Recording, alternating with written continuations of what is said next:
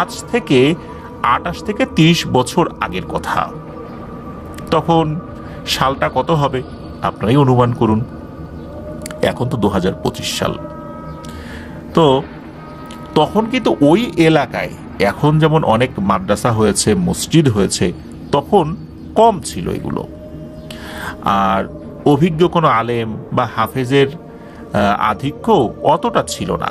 আর যারা ছিলেন তারা কিন্তু যথেষ্ট নামডাক এবং ইসলামী যে জ্ঞান, এই জ্ঞান সম্পর্কে যথেষ্ট পাণ্ডিত্যের অধিকারী ছিলেন।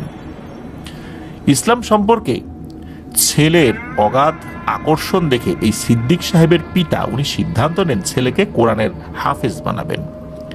স্থানীয় এক হুজুরের শরণাপন্ন হলে তিনি জানান যে তার এখন বয়স হয়ে গেছে, এখন আর সেই ধকলটা নিতে পারেন না।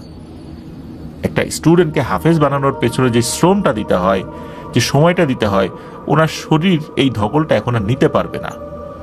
তো উনি অন্য আর একটা জায়গার কথা জানান যে আপনি আরেকজন আলেমের সন্ধান দিচ্ছি, সেখানে যান। তো রাঙ্গুনিয়ার ঘাটচেক এলাকায় তৎকালীন সময়ে প্রসিদ্ধ একজন আলেম ছিলেন, তার কথা জানান। তো সিদ্দিক সাহেবের পিতা সরেজমিনে ওই স্থানে গিয়ে দেখলেন একটা মক্তব আর মাটির তৈরি একটা মসজিদ রয়েছে। মক্তবে পড়তে আসা ছাত্রদের থাকার কোনো ব্যবস্থা ছিল না, মানে ওই মক্তব তখনও আবাসিক হয়ে ওঠেনি। সিদ্দিক সাহেবের পিতা বেশ কিছুক্ষণ অপেক্ষা করে সেই আলেম সাহেবের দর্শন পেলেন। বেশ সাদা সিধে একজন মাঝ বয়সী ভদ্রলোক, তার চোখে মুখে এক অদ্ভুত নূরের ছটা যেন ঠিকরে বের হচ্ছে। হঠাৎ এমন কাউকে দেখে সালামের যেই প্রচলনটা রয়েছে, এই সালামটা দিতে উনি ভুলে যান। হুজুর কিন্তু সেটা ভুল করেননি। হুজুর উনি আগেই সালাম দেন। সালামের জবাবটা সিদ্দিক সাহেবের পিতা দেন। এরপর সেই হুজুরকে নিজের আসার কারণটা জানান। সেই আলেম সাহেব নিজের বক্তব্যের সীমাবদ্ধতার কথা কিন্তু সিদ্দিক সাহেবের পিতাকে জানান। বলেন যে এত দূর থেকে আপনি আসছেন, কিন্তু এখানে তো আবাসিক ব্যবস্থা নাই, এখন কতদিন আর এরকম করে রাখবো, আবাসিক ব্যবস্থা তো করা দরকার। যেহেতু আপনি আসছেন, দেখি কোনো একটা ব্যবস্থা ইনশাল্লাহ করে ফেলবো।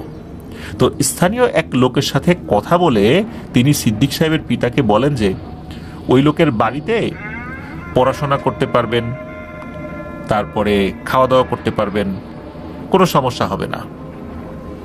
আর সাধ্যমতো আপনি শুধু এই মসজিদ বক্তব্যের জন্য কিছু দান খয়রাত করবেন, তাতেই হবে। সিদ্দিক সাহেবের পিতা খুব আনন্দিত হন আলেমের এই আন্তরিকতায়, খুব খুশিও হন যে অপরিচিত একটা লোকের সন্তানকে লেখাপড়া করানোর জন্য উনি আরেকজন ব্যক্তিকে বলে থাকা খাওয়ার বন্দোবস্ত করে দিলেন। আসলেই তার এই আন্তরিকতা সিদ্দিক সাহেবের পিতাকে মুগ্ধ করে।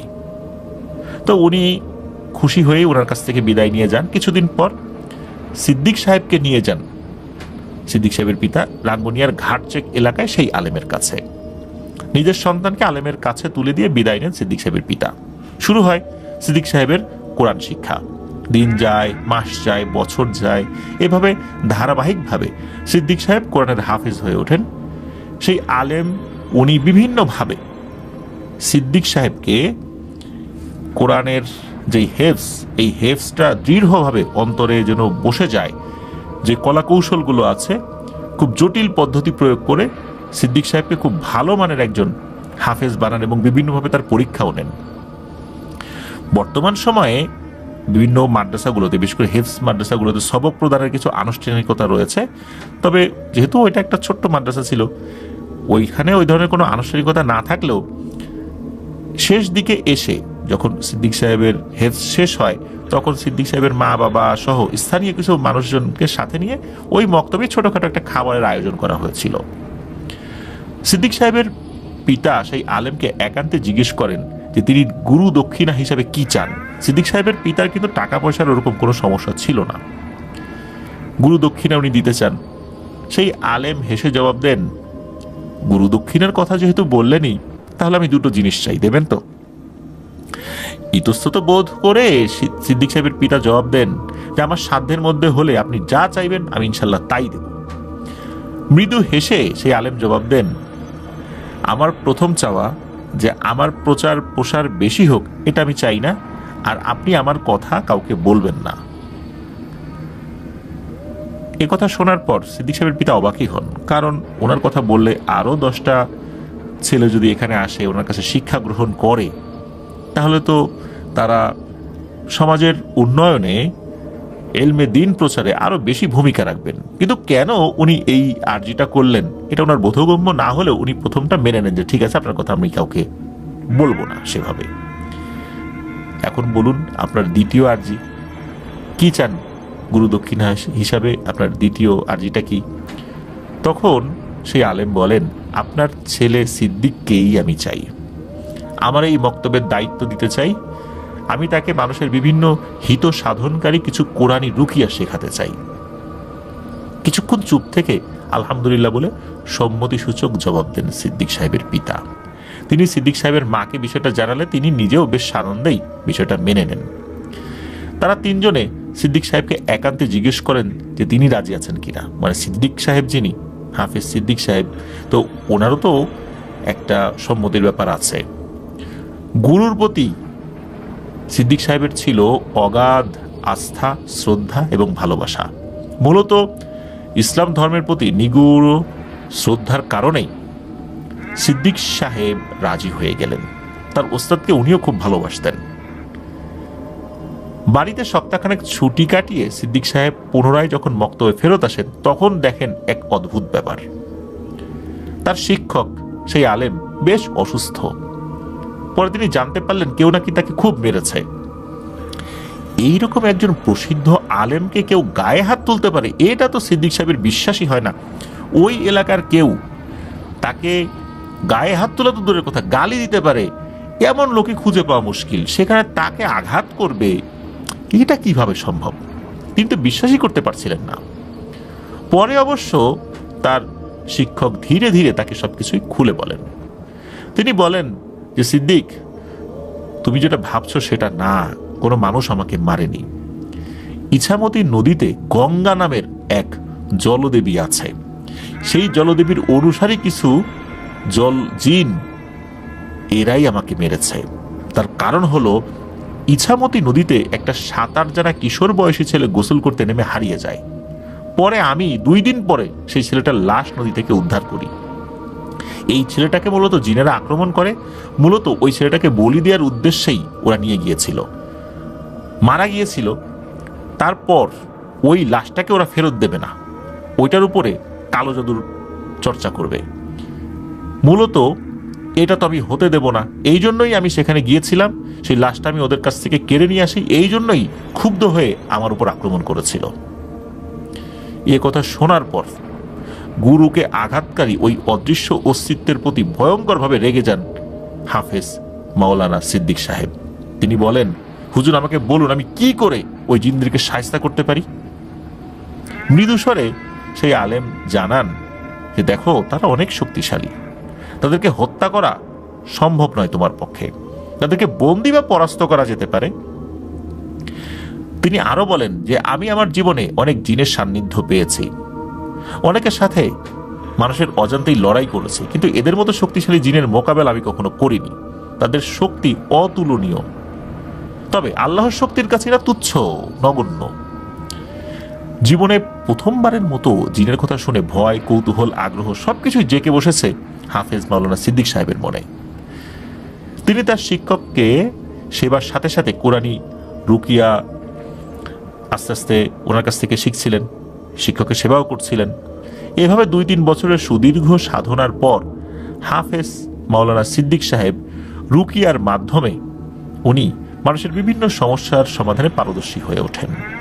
সম্পূর্ণ শরিয়া নির্ভর যেই ট্রিটমেন্টগুলো, কোরআনিক যে ট্রিটমেন্টগুলো, হাদিস দ্বারা সমর্থিত যে ট্রিটমেন্টগুলো, উনি সেগুলো করতেন। কিন্তু গুরুর উপরে হামলাকারী ওই জিনদের প্রতিশোধ নিতে উনি কিন্তু মরিয়া। একদিন তার ওস্তাদকে জিজ্ঞেস করেন যে হুজুর, আমি কি ওদেরকে এখন বন্দি করতে পারবো? একথা শোনার পর ওনার ওস্তাদ কিছুটা রাগ করেই বলে ওঠেন যে সিদ্দিক, আক্রমণের বদলে আক্রমণ কখনোই শান্তির পথ নয়। আমাকে আক্রমণ করেছে, কিন্তু আমি তো প্রতিশোধ পরায়ণ হই নাই, তাহলে তুমি কেন এত রাগান্বিত হয়ে আছো? তাছাড়া আমি আগেও তো তোমাকে বলেছি তারা অনেক শক্তিশালী, তাদের বিরুদ্ধে অবতীর্ণ হওয়া মানে নিশ্চিত বিপদকে আমন্ত্রণ জানানো, আর তুমি তো এখনো ছোট। গুরুর এমন অভিমানী বক্তব্য শুনে শান্ত হয়ে যান সিদ্দিক সাহেব।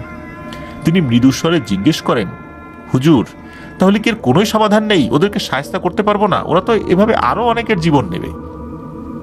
হুজুর জবাব দেন, আল্লাহর কাছে সমাধান নেই এমন কোন সমস্যা কি এই বিশ্বজাহানের কোথাও আছে?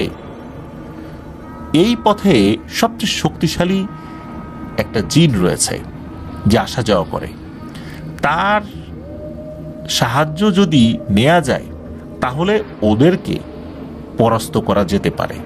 এছাড়া ওদেরকে পরাস্ত করাটা অত্যন্ত কঠিন ব্যাপার, আমাদের পক্ষে ওদের সাথে যুদ্ধ করা সম্ভব নয়, কারণ এরা খুবই অবাধ্য আর পানির জিনগুলো খুবই শক্তিশালী হয়ে ওঠে। তবে এই পথে যে শক্তিশালী জিনটা রয়েছে, এই জিনটাও কারো পোষ মানে না, কারো বাধ্য না, একমাত্র আল্লাহ সুবহানাহু ওয়া তাআলা ছাড়া সে কারো আনুগত্য স্বীকার করেনি, করবেও না কখনো। আর এদেরকে কখনোই সাধনা করে বসে আনা যায় না, তবে তাদেরকে আহ্বান করা যায়। যদি এমন কোনো কাজ হয় যেই কাজে মানুষের কল্যাণ নিহিত আছে, তাহলেই শুধু তাকে দিয়ে ওই কাজটা করিয়ে নেওয়া যায়। এছাড়া তাকে যে বন্দি করা যাবে, পরাস্ত করা যাবে বা বসে এনে ইচ্ছামতো কাজ করা যাবে, এটা সম্ভব নয়। আর কোনোভাবে তাকে আহ্বানের ক্ষেত্রে যদি ভুল হয় তাহলে কিন্তু প্রাণ সংহার নিশ্চিত। একথা শোনার পর হাফেজ সিদ্দিক সাহেব সাহসী কণ্ঠে জবাব দেন, আমি করব এদের বশ। তবে কিভাবে এটা হবে সেটা তো সিদ্দিক সাহেবকে জানতে হবে। ছাত্রের মুখে এই ভয়ঙ্কর শক্তিশালী জিনকে বশ করার কথা শুনে ওস্তাদ তো রীতিমতো অবাক হয়ে যান। যে সাহস আজ অবধি তিনি নিজেই করেননি কখনো, অথচ তার এক ছাত্র যে সদ্য রুকিয়া শিখেছে, এক নবীন হাফেজ এই সাহস করেছে। একথা শোনার পর আলেম সাহেবের মনে বেশ খুশি অনুভূত হয়। তিনি চিন্তা করেন অন্তত তার একজন যোগ্য উত্তরসূরি তিনি পেয়েছেন। ছাত্রের এমন নেক উদ্দেশ্য সাহসে উদ্বুদ্ধ হয়ে আলেম সাহেব সিদ্ধান্ত নেন তিনি সবচেয়ে শক্তিশালী এই জিনকে আহ্বান করার কঠিন এবং বিপজ্জনক রুকিয়া তিনি শেখাবেন, যদিও বা তিনি তাকে কখনো আহ্বান করেননি। হুজুর তার ছাত্র এই হাফেজ সিদ্দিক সাহেবকে কিছু শর্ত জুড়ে দেন। সেটা হচ্ছে, কখনো কোনো অসৎ উদ্দেশ্যে কোনো রুকিয়া করা যাবে না। আর ওই জিনকে আহ্বান করার একটা শর্ত রয়েছে, সেটা হচ্ছে যে আল্লাহর উপর পূর্ণ আস্থা এবং ভরসা রেখে, ওই জিনের উপর ভরসা করা যাবে না, আল্লাহর উপর পূর্ণ আস্থা ও ভরসা রেখে শরীয়ত যতটুকু অনুমতি দেয় তার মধ্যে ওই জিনকে ডাকা যাবে। আর আরেকটা শর্ত হচ্ছে, কখনো নিজে থেকে কারো কাছে নিজের প্রশংসা বা প্রচার করা যাবে না। এই শর্তগুলো সিদ্দিক সাহেব মেনে নেন। এরপর সেই হুজুর বিভিন্ন সূরা, তারপরে আরো জটিল কিছু পদ্ধতি, সেগুলো আস্তে আস্তে ওনাকে শেখাতে থাকেন এবং কঠোরভাবে সাধনার পথে নামিয়ে দেন হাফেজ সিদ্দিক সাহেবকে। একদিন দুদিন করে টানা 21 দিন কঠিন সাধনা করে এরপর চূড়ান্তভাবে সেই শক্তিশালী জিনকে আহ্বান করবেন।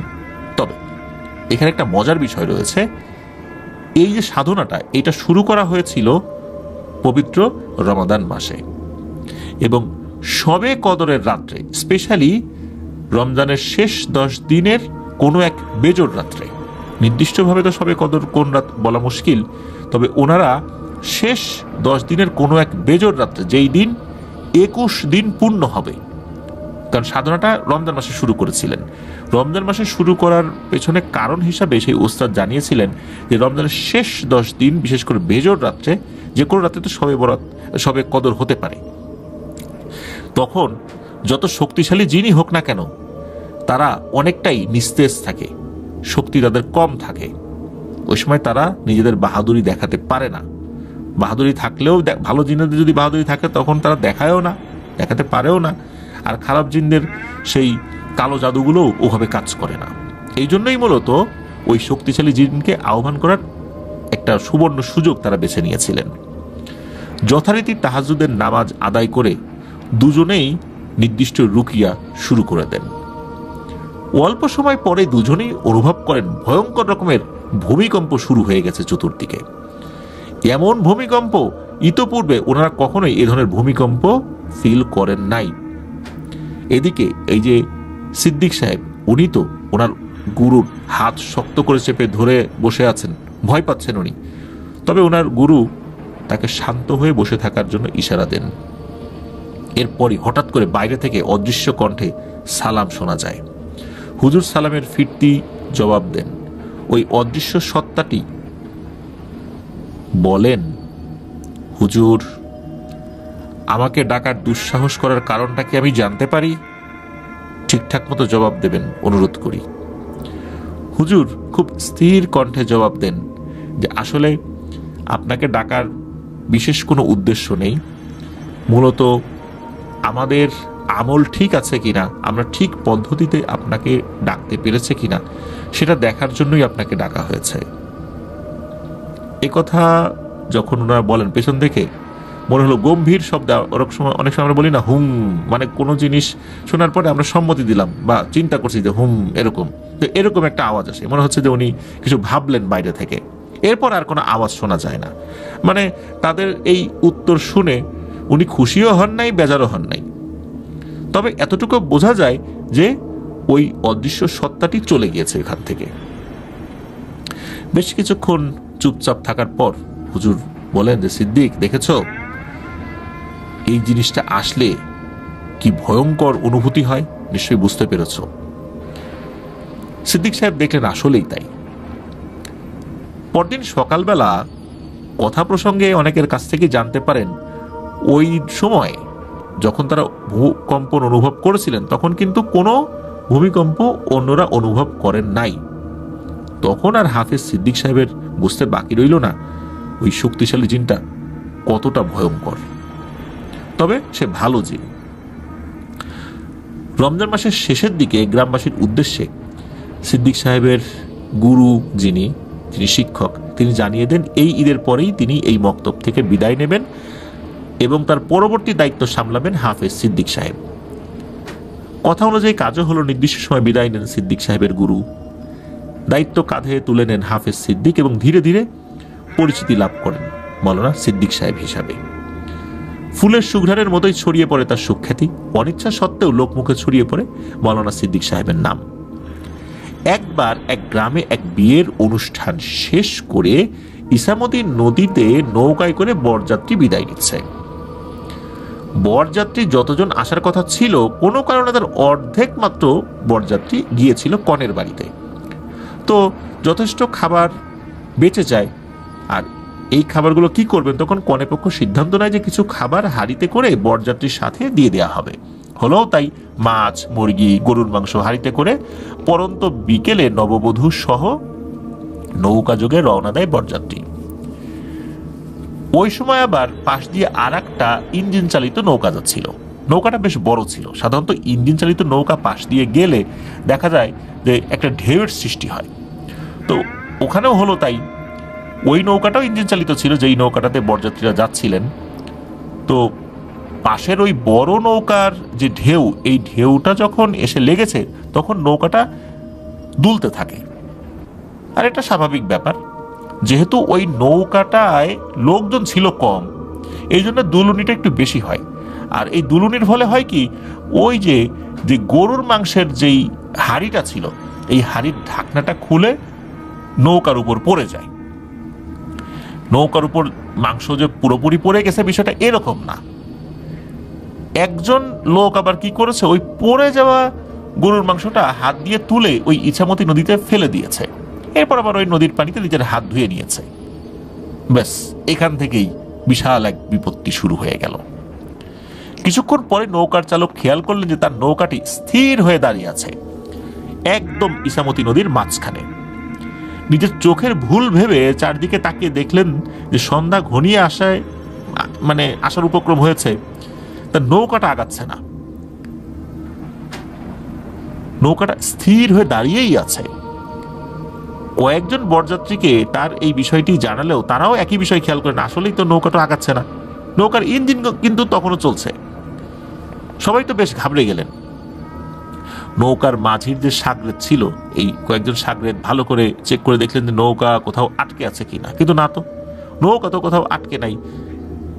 নৌকার নিচ দিয়ে তারা একটু বৈঠা বা বাঁশ এটা দেওয়ার চেষ্টা করলেন যে কোথাও আটকে আছে কিনা, কিন্তু এরকম কিছু দেখা যাচ্ছে না, বরং ওই বাঁশটা কিন্তু ডুবে যাচ্ছিল, মানে ওইটার মাটি টাচ করছে না। ততক্ষণ কিন্তু সন্ধ্যা ঘনিয়ে রাত নেমে এসেছে। নদীর পাড়ের দিকে কয়েকবার হাঁক ডাক দেন বরযাত্রীর কয়েকজন, কিন্তু গ্রাম্য পরিবেশের মানুষ ততক্ষণে হয়তোবা সন্ধ্যার পরপরে ঘুমানোর প্রস্তুতি নিচ্ছেন। কোনো উপায়ন্তর না দেখে মাঝির একজন সাগরেদ পানিতে নেমে নৌকার তলানিতে কিছু আটকে আছে কিনা সেটা দেখার জন্য ডুব দেন। ওই যে ডুব দিল, এরপর তার আর কোনো হদিসই নাই। অনেক ডাকাডাকির পরেও সে পানি থেকে আর উঠে আসে না। এবার সবাই রীতিমতো ভয় পেয়ে যান, কেউ আর সাহস করে পানিতে নামে না। অনেক চেষ্টা চিৎকার দিয়েও কোনো কাজ হচ্ছিল না। পুরোটা রাত ওই নৌকাটা পানির মধ্যে শুধু একটু ডানে বায়ে ঘোরে, কিন্তু সামনে পেছনে আর নড়ে না। এদিকে ওই সময় তো কারো কাছে মোবাইল ফোন ছিল না যে কাউকে ফোন করে ডেকে নিয়ে আসবে। শেষ রাতের দিকে ওই বরযাত্রীরা খেয়াল করলে নৌকাটা খুব ধীরে ধীরে আস্তে আস্তে পানিতে ডুবতে শুরু করেছে, কিন্তু নৌকার মধ্যে কিন্তু পানি উঠছে না।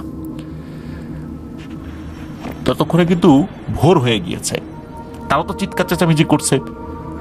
তখন কিন্তু লোকজন নদীর তীরে জড়ো হতে থাকে। অনেকেই কি করেছে, তাদেরকে ডাকাত সদস্য ভেবে সাহায্য করার বদলে উল্টো আক্রমণ করার সিদ্ধান্ত নেন। এদিকে অল্প অল্প করে নৌকাটি তখনও ডুবে যাচ্ছিল। কয়েকটা নৌকা নিয়ে কয়েকজন গ্রামবাসী ওই নৌকার পাশে যেতে চাইলেও পারছিলেন না। মনে হচ্ছে ওই নৌকাগুলো আটকে যাচ্ছে অথবা ওই নৌকার মাথা ঘুরে যাচ্ছে। এরপরই মূলত সকলের কাছে এক রহস্যময় ভয়ের আবহ সৃষ্টি হয়। স্থানীয় ওঝা কবিরাজ নিয়ে আসা হয়। ওদিকে কিন্তু নৌকা আস্তে আস্তে ডুবছে, খুব যে দ্রুত ডুবছে বিষয়টা এরকম না, কিন্তু তারা এসেও বলেন যে এটা তাদের দ্বারা সম্ভব হবে না। আশেপাশে কিছু ওঝা কবিরাজ থাকে না, সবাই তখন বলে দ্রুত মৌলানা সিদ্দিক সাহেবকে খবর দাও। তখন তাকে খবর দেওয়া হলো। যখনই উনি শুনলেন ইসামতি নদীতে এই ঘটনা ঘটেছে, তখন এই মৌলানা সিদ্দিক সাহেবের মনে পড়লো, আরে এটা তো নিশ্চয়ই সেই জলদেবীর কাজ, যার নাম গঙ্গা। নিশ্চয়ই সে এই কাজ ঘটিয়েছে, আর এরাই তো আমার শিক্ষককে আঘাত করেছিল। এইবার এদেরকে একটা উচিত শিক্ষা দেব, এই আসছে সুযোগ। এবার ওদেরকে শিক্ষা না দিয়ে আমি যাব না, এসপার ওসপার করে ছাড়বো। উনি দ্রুত রওনা দেন সেই জায়গার উদ্দেশ্যে। উনি সেখানে পৌঁছে যান। উনি গিয়ে দেখেন যে ওই নৌকাটা খুব আস্তে আস্তে ডুবছে, মানে খুব স্লো, মানে খুবই স্লো, কিন্তু ডুবছিল। উনি তো খুব বেশি দূরে ছিলেন এখান থেকে, বিষয়টা এরকমও না, তাড়াতাড়ি পৌঁছে গিয়েছিলেন। উনি ওখানে যাওয়ার পর কিছু রুকিয়া করেন, দেখলেন যে কাজ হচ্ছে না। এক পর্যায়ে উনি কিছু জিনকে আহ্বান করেন, যেই জিনেরা তার উস্তাদের কাছে আসতেন, তাদেরকে আহ্বান করেন। তো তারাও এসে জানান যে মূলত এই যে গরুর মাংসগুলো ফেলা হয়েছে নদীতে, এই কারণে ওই যে জলদেবী গঙ্গা সে খুব ক্ষিপ্ত হয়েছে। এগুলো নাকি তার গায়ে পড়েছে, তার শরীর অপবিত্র হয়েছে। এই জন্যই মূলত এই নৌকাটা পানির নিচে নিয়ে যাবে এবং এদের সবাইকে মেরে ফেলবে। আর এর শক্তির কাছে আমরা অসহায়। মূলত উনি একটু আড়ালে গিয়েই মূলত জিনদেরকে আহ্বান করেছিলেন।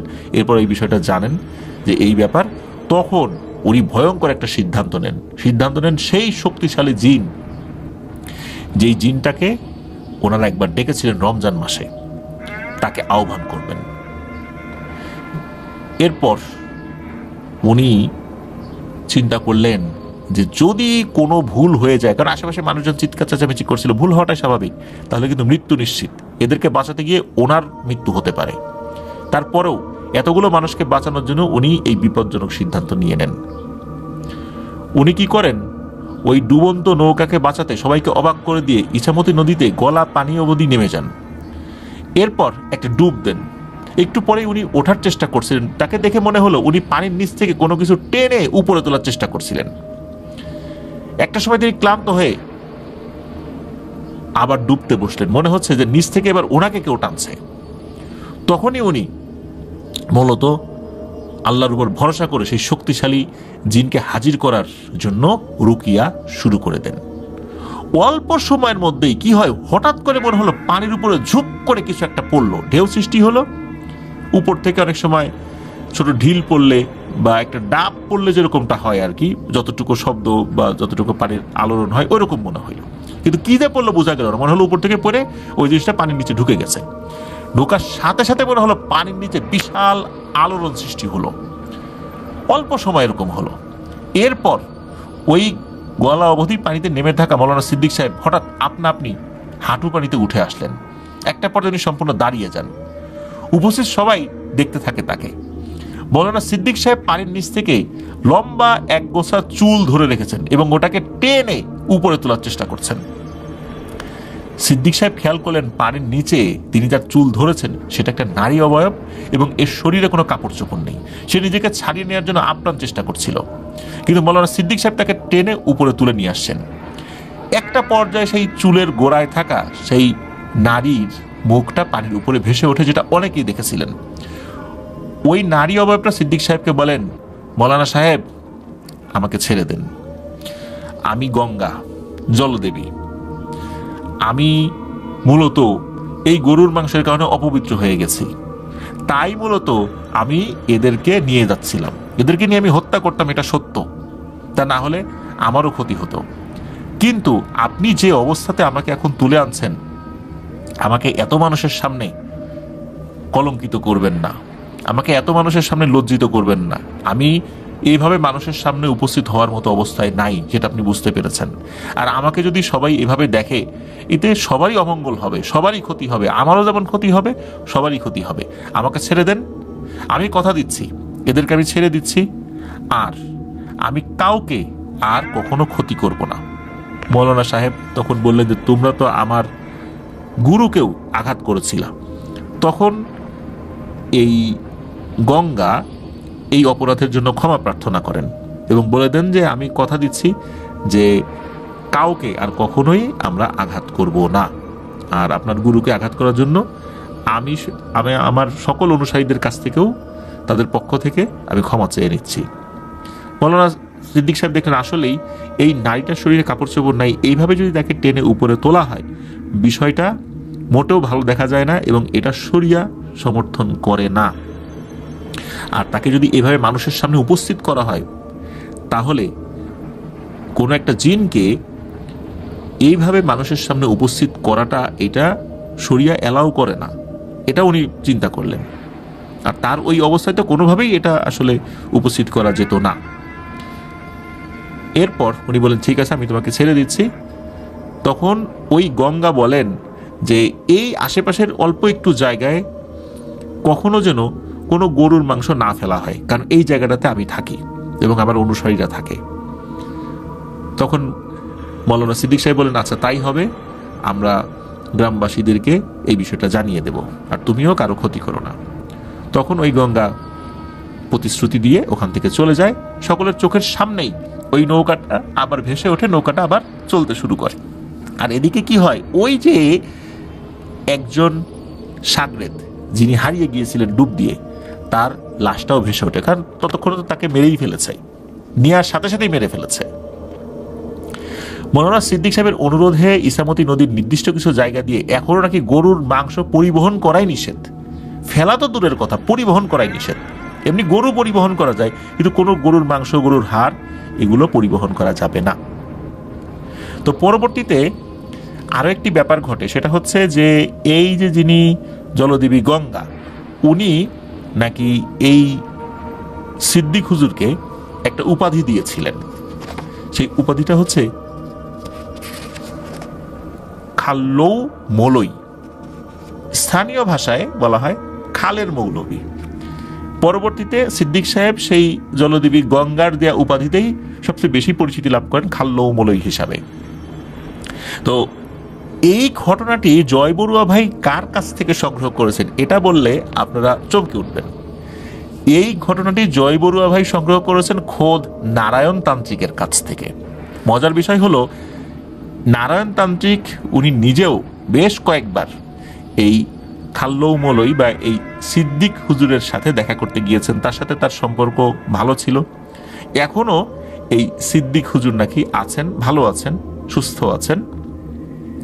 তো এটাই হচ্ছে বিষয় যে নারায়ণতান্ত্রিকও এই সিদ্দিক হুজুরকে খুব সম্মান করেন।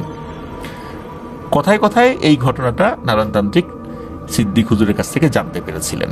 প্রিয় লিসেনার্স, দেখুন দারুণ একটি ঘটনা, আমার কাছে খুবই ভালো লেগেছে ঘটনাটি, যেখানে পানির নিচের এক জিন এসে হুজুরকে একটা উপাধিও দেয় এবং একটা শর্ত জুড়ে দেয়। সেই শর্ত অনুযায়ী এখনো সেখানকার লোক গরুর মাংস বা হাড় এগুলো ওই নির্দিষ্ট অংশ দিয়ে পরিবহন করে না। প্রিয় লিসেনার্স, চলুন চলে যাব জয় বড়ুয়ার পাঠানো আরো একটি নতুন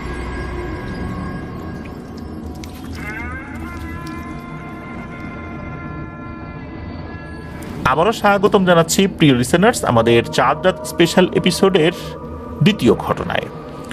এখন যেই ঘটনাটি আপনাদের সাথে শেয়ার করবে, এই ঘটনাটি জয় বড়ুয়া ভাই সংগ্রহ করেছেন, যার কাছ থেকে, তার নাম শফিকুল ইসলাম বাবুল। এই বাবুল ভাইয়ের একটা প্রেস রয়েছে। জয় বড়ুয়া ভাই যেই বেসরকারি হসপিটালে চাকরি করেন, সেই হসপিটালের যত প্রেসের কাজ, এই কাজগুলো এই বাবুল ভাইয়ের প্রেস থেকেই ওনারা করিয়ে থাকেন। তো বাবুল ভাইয়ের কাছ থেকে মূলত ঘটনাটি উনি সংগ্রহ করেছেন। ঘটনাটির সময়কাল জানা যায় 1980 থেকে 85 সালের মধ্যবর্তী কোনো একটা সময়।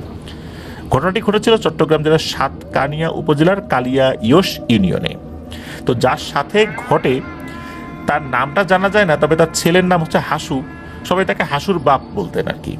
তো হাসুর বাপ, ওনার কর্মচারী এবং হাসুর বাবার পরিবার, এরাই এই ঘটনার সাথে সংশ্লিষ্ট ব্যক্তিবর্গ। তো হাসুর বাপ তখনকার সময়ে একজন বেশ নামি দামি কৃষক ছিলেন। নামি দামি কৃষক বলতে ওনার নাম ডাক ছিল বেশ ভালোই আর কি। তো নিজের জমির সাথে সাথে তিনি অন্যের জমিও বর্গা নিয়ে চাষাবাদ করতেন। ধান রোপণ করা আর ধান কাটার সময় তিনি বাড়িতে দিনমজুর খাটাতেন। 5-6 জনের দিনমজুর সবসময় তার বাড়িতে থাকতই। একবার এক চাষের মৌসুমে বিকাল নাগাদ এই হাসুর বাবার দুজন কর্মচারী স্থানীয় একটা বড় পুকুর থেকে পানি সেচ দিয়ে জমিতে দিচ্ছিলেন। দুদিকে রশি বাঁধা, যে সাবাল বলে স্থানীয় ভাষায়, সেগুলো দিয়ে জমিতে ওনারা পানি দিচ্ছিলেন। তো সেটার রশি বেশ কয়েকবার ছিঁড়ে যাওয়ায় পানি তুলতে তুলতে বেশ দেরি হয়ে যায়, সন্ধ্যা ঘনিয়ে আসে। এদিকে তাদের অনেকক্ষণ দেরি হওয়ার কারণে হাসুর বাবা তাদেরকে দেখতে যান যে কি অবস্থায় আছেন তারা। তিনি গিয়ে দেখতে পান দুজনে তখনও পানি সেচ দিয়েই চলেছে। তিনি কাছে গিয়ে দেখতে পান দুজনে এক নাগাড়ে পানি তুলছে তো তুলছেই, অথচ এদিকে পানি জমির আইল ভেঙে পুনরায় গড়িয়ে ওই পুকুরে আবার নেমে যাচ্ছে। কিন্তু তবুও তাদের সেদিকে কোনো ভ্রুক্ষেপই নেই। এক নাগাড়ে কথাবার্তা ছাড়া পানি সেচ দিয়েই চলেছে। হাসুর বাবা তাদের এরকম কর্মকাণ্ড দেখে ধমক দিয়ে বললেন, এই বোকারা, কি করছিস তোরা? এগুলা পানি যে নেমে যাচ্ছে দেখছিস না? তাছাড়া এতক্ষণ যে সন্ধ্যা হয়ে গেছে, কি কাজ করছিস? চল চল, বাড়িতে চল। হাসুর বাবার এমন ধমক ভরা কথার কোনো গুরুত্ব না দিয়ে তারা তাদের মধ্যে পানি তুলেই যাচ্ছে। হাসুর বাবা মনে করলেন পানির শব্দে হয়তো তার কথা তারা শুনতে পায়নি। তিনি আরো কাছে গিয়ে তাদেরকে ডাক দিল, তারা নিশ্চুপ। এবার হাসুর বাবা রাগ করে গালি দিয়ে ওঠেন তাদেরকে, কিন্তু এবারও তারা চুপ করে পানি সেচ দিয়েই যাচ্ছে। একটা সময় তাদের এক নাগাড়ে পানি তোলার তোরেই একদিকের রশিটা আবার ছিঁড়ে যায়। সেই শাবালটা একজনের রশিতে আটকে আছে, অথচ দুজনেই পানি তোলার মতো করে রশি টেনেই যাচ্ছে। এমন পাগলাটে কাণ্ড দেখে হাসুর বাবা একজনকে গিয়ে পা দিয়ে ধাক্কা দিতেই সে জমির মধ্যে মুখ থুবড়ে পড়ে। জমিতে পড়ার সাথে সাথেই সে যেন জ্ঞান ফিরে পেয়ে উঠে দিক বিদিক না তাকিয়েই দেয় ভো দৌড়। ও মা গো, ও বাবা গো বলে দৌড়ে গ্রামের দিকে চলে যায়। তার পাগলামো দৌড় দেখে হাসুর বাবা কতক্ষণ চুপ থেকে আরেকজন কর্মচারীর দিকে তাকিয়ে দেখলেন সে আগের মতোই তার দিকে রশিটা পানি তোলার মতো করে টেনেই চলছে। অথচ রশি ছিঁড়ে গেছে, ওইটার দিকে আর পানি উঠছে না, কিন্তু তার হাতে থাকা রশি সে টেনে যাচ্ছে। হাসুর বাবা এবার তাকেও কড়া ভাষায় গালি দেন, কিন্তু কোথায় কি, সে তার মতো রশি টেনেই যাচ্ছে। এত কিছুর পরেও হাসুর বাপের মনে সন্দেহ হয়নি, কিন্তু এইবার কিছুটা সন্দেহ তার মনের মধ্যে দানা বাঁধতে শুরু করে। তিনি ওই কর্মচারীর কাছে গিয়ে দেখতে পান সে এক নাগারে তাকিয়ে আছে সামনের দিকে আর রশি টেনেই যাচ্ছে। হাসুর বাপ তাকে স্পর্শ করে ডাক দিতেই দাঁড়িয়ে থাকা লোকটা হুড়মুড় করে মুখ থুবড়ে পড়ে পুকুর আর জমির মাঝখানে থাকা পানির অংশটা থেকে। তো পানির অংশটাতে সে পড়ে যায়। পানিতে পড়ার সাথে সাথে সেও যথারীতি জ্ঞান ফিরে পেয়ে উঠে পাশের একটা গাছে গিয়ে ওঠার চেষ্টা করে, কিন্তু গাছটা বেশ বড় থাকায় সে জড়িয়ে ধরে উঠতে পারছিল না, অথচ চেষ্টা করেই যাচ্ছিল। সন্ধ্যার সময় এমন অদ্ভুত কাণ্ড দেখে হাসুর বাপ স্তব্ধ হয়ে যান। তিনি নিজেকে সামলে নিয়ে ওই কর্মচারীর কাছে গিয়ে ডাক দেন, কি হয়েছে রে তোর, বাড়ি যাবি না, এটা জিজ্ঞেস করেন। তা কর্মচারী নিজের মতো করে গাছে ওঠার চেষ্টা করেই যাচ্ছে। এদিকে সন্ধ্যার আধার আরো কালো রূপ ধারণ করায় হাসুর বাপ মনে একটা সন্দেহ আরো বেশি করে করতে থাকেন। উনি বাড়িতে গিয়ে আরো 2-3 জন কর্মচারী সহ ফিরে আসেন তাকে নিয়ে যেতে। এসে তারা দেখতে পায় ওই কর্মচারীটি ওখানে নেই। তারা এদিকে সেদিকে খুঁজে খেয়াল করে আর একটা মাঝারি সাইজের গাছের একদম মগ ডালে ঘাপটি মেরে বসে আছে সে। সবাই অবাক হয়ে যায়, যে কোনো সময় গাছের ওই ডালটা ভেঙে যেতে পারে, আর যথেষ্ট উঁচু থেকে পড়ে ওই লোকটা কিন্তু মারাত্মকভাবে আহত বা মারাও যেতে পারে। অনেক ডাকাডাকি করার পরও সে নিশ্চুপ। ইতোমধ্যেই গ্রামে বিষয়টা জানাজানি হলে লোক জমে যেতে থাকে। খবর রটে যায় হাসুর বাবার কামলাকে জিনে ধরেছে।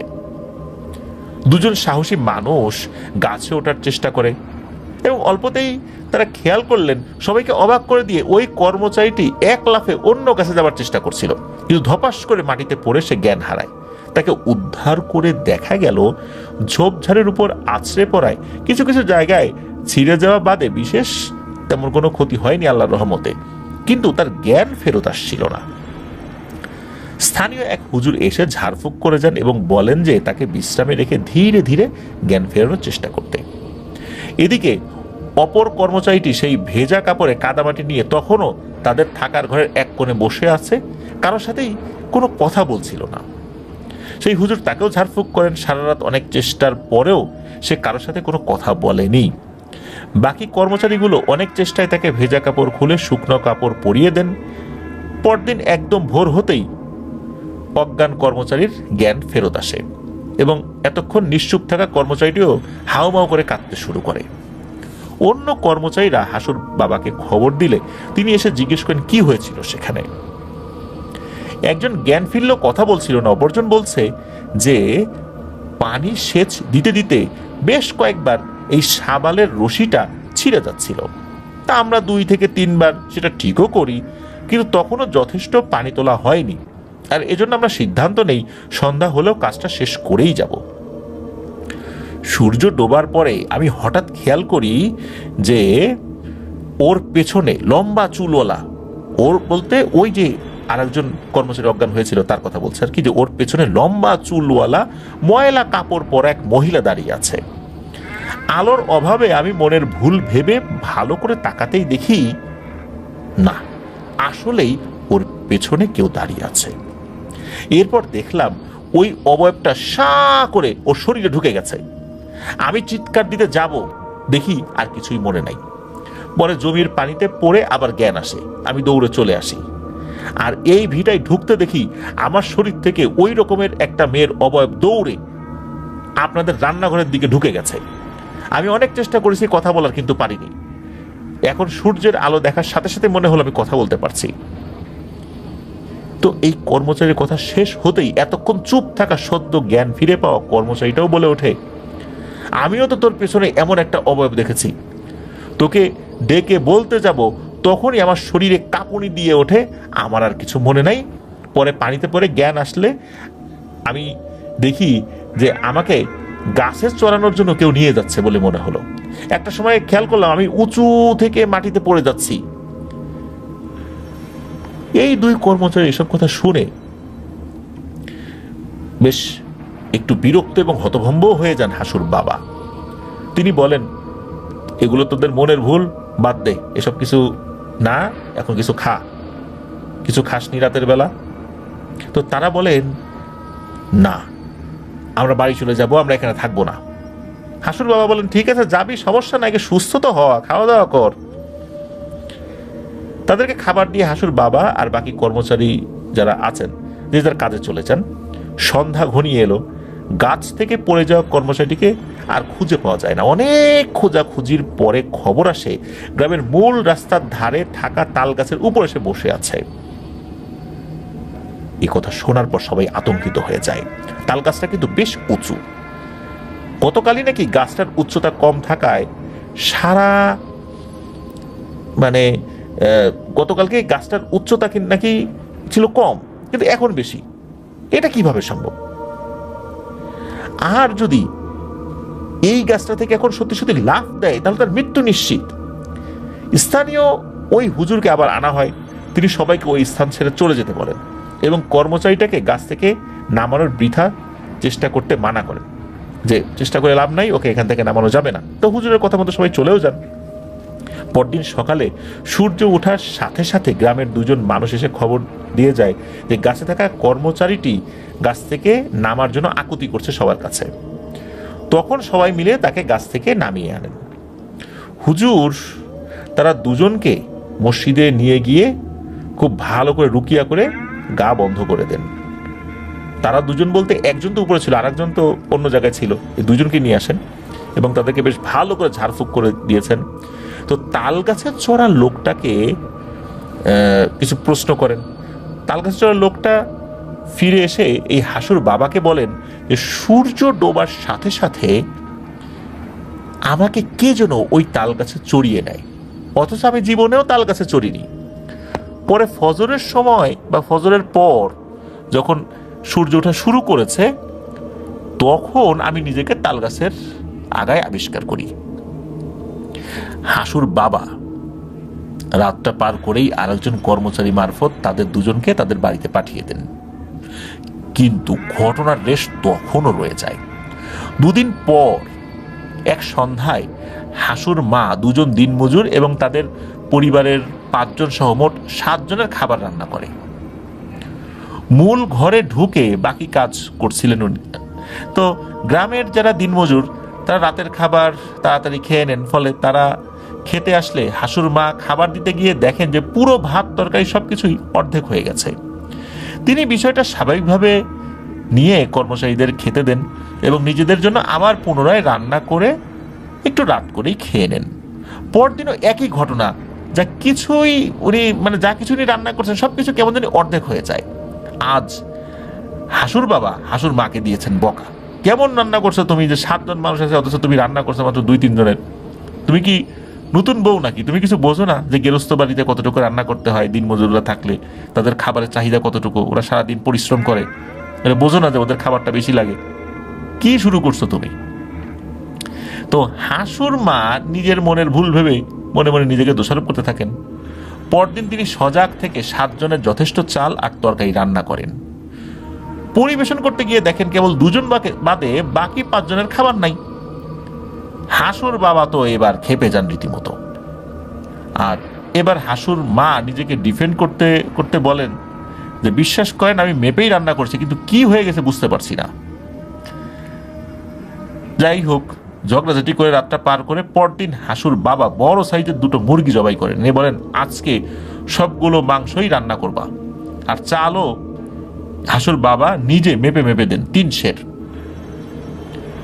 এবার উনি বলছেন যে দেখি তো এবার খাবার কিভাবে কম পড়ে।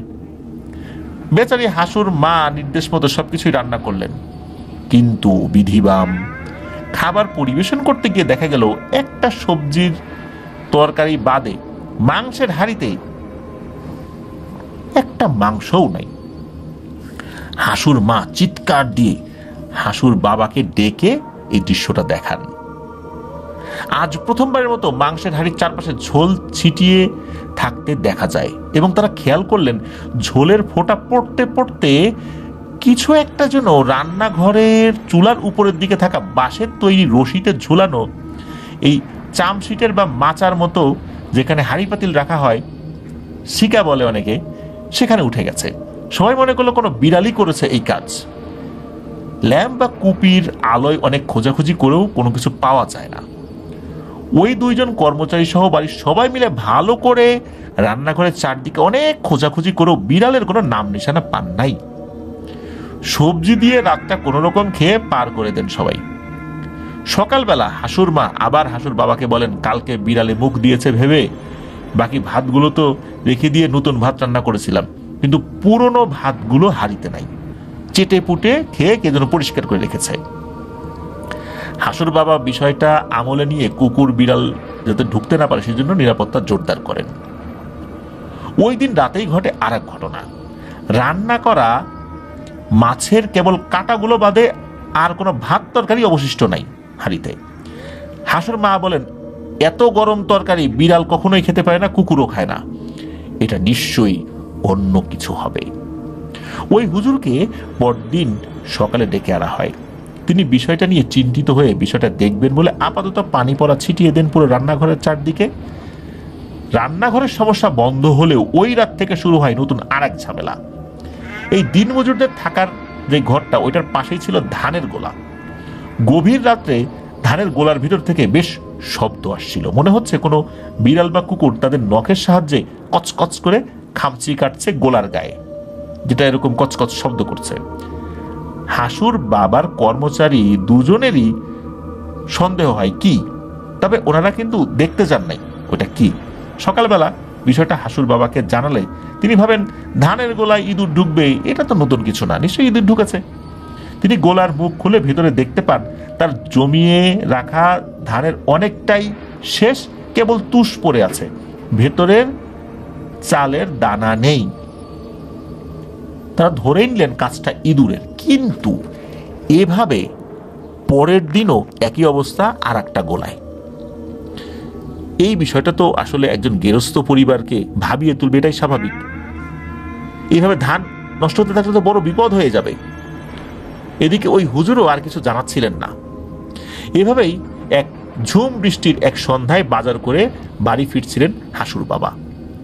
ওই যে রাস্তার ধারে বড় তাল গাছ, যেটা বড় হয়ে গেছে, সেটা পার করে দু এক কদম সামনে আসতেই কে যেন তাকে পেছন দিক থেকে নাকি নাকি কণ্ঠে ডাক দেয়, হাসুর বাপ, ও হাসুর বাপ। তার নিজের কানের ভুল ভেবে এড়িয়ে যান তিনি। আরো কয়েক কদম সামনে আসলে তিনি আবারও এই একই ডাক শুনতে পান, হাসুর বাপ, ও হাসুর বাপ। এবার উনি পেছন দিকে ফিরে জবাব দেন, এই কে রে, কে ডাকে? তখন উত্তর আসে, আমার বোন ভিটা চুনিকে বলো তার বোন গাছ চুনি অসুস্থ। এদিক সেদিক তাকিয়ে উনি কাউকে খুঁজে পায় না। বলে কি, ভিটা চুনিকে বলো গাছ চুনি অসুস্থ, কি বলে এগুলা? উনি বাড়িতে চলে আসেন। এমনিতেই বাড়িতে চলমান ভুতুরে কাণ্ডের মাঝে আসলে এই বিষয়টা উনি কাউকে আর বলতে চান নাই। পরের দিনও সন্ধ্যায় বাড়িতে ফেরার পথে একই কথা শোনেন হাসুর বাবা। তিনি ওই তাল গাছের চারদিকে খুঁজে কাউকে না পেয়ে এবারও বিষয়টা তিনি এড়িয়ে যান। আরো দুদিন পরে আবার এক সন্ধ্যায় বাজার থেকে মাছ নিয়ে ফিরছিলেন হাসুর বাবা। তিনি শুনলেন আবারও, হাসুর বাপ, ও হাসুর বাপ, তোমাকে কতবার বললাম আমার বোন ভিটাচুনিকে বলো যে তার বোন গাছচুনি অসুস্থ, সে পোয়াতি, আমাকে দুটো মাছ দিয়ে যাও না। এবার ভয় পেয়ে যান হাসুর বাবা।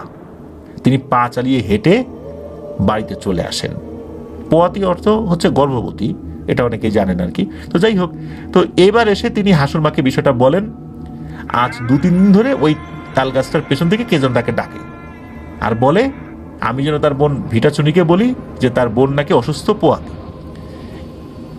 এই কথা শেষ হতে না হতেই বাড়ির বাইরে থেকে একটা তীব্র মহিলা কণ্ঠ সবাই শুনতে পায়। সে বলছে, ওরে হাসুর বাপ, তুই আমাকে এতদিন বলিস নি কেন আমার বোন পোয়াতি? বাড়ির বাইরে সবাই এসে দেখে ওই যে ধানের গোলা, ওই ধানের গোলা থেকে বেরিয়ে আসছে এক নোংরা কুৎসিত এক মহিলা অবয়ব। বের হয়েই ওই কথাগুলো আউড়ে আউড়ে বড় বড় কদম ফেলে হাসুর বাবের ভিটা থেকে বেরিয়ে যাচ্ছে। আর তার শরীরে লেগে আছে ধানের বিভিন্ন তুষের অংশ, বোঝাই যাচ্ছে সে ধানের গোলা থেকে বেরিয়ে আসছে। ভয়ঙ্কর এই অবস্থা দেখে সবার চক্ষু চড়ক গাছ। দেরি না করে হুজুরকে ডেকে আনা হলে তিনি বলেন, আমিও গতকাল এমনিতেই তোমাদের বাড়িতে আসতাম, দুটো প্রেত ভর করেছিল ওই দুইজন কর্মচারীর মধ্যে। তাদের একজন গাছে থাকে, অপরজন মানুষের বসত ভিটায় থাকে। মানুষের বিশেষ কোনো ক্ষতি না করলেও মানুষের সম্পদ, খাবার ইত্যাদি নষ্ট করে দেয় এসব প্রেতগুলো। যাই হোক, আমি আমার মতো করে তোমাদের বসত ভিটা বন্ধ করে দিচ্ছি, যেহেতু আমি তাড়ানোর আগেই সে নিজে থেকে চলে গেছে, সেহেতু ভয়ের আর কিছু নেই। হুজুর নিজের মতো করে ভালো করে হাসুর বাবার পুরো বসত ভিটা বাড়ি এবং ওই বাড়িতে থাকা প্রত্যেক সদস্য, কর্মচারী সহ প্রত্যেকের শরীর বন্ধ করে দেন, এবং আল্লাহর রহমতে আর কোনো সমস্যা হয়নি। শোনা যায় যে এরপর থেকে হাসুর বাপের চাষাবাদ সহ গৃহস্থালী বাড়ি, আগের যে জৌলুসটা ছিল সেটা অনেকটাই হারিয়ে যায়, কেমন একটা প্রাণহীন হয়ে পড়ে পুরো বসত ভিটা। সবাই বলা বলি করেন ওই প্রেতের বিচরণের কারণেই এরকমটা হয়ে গিয়েছিল।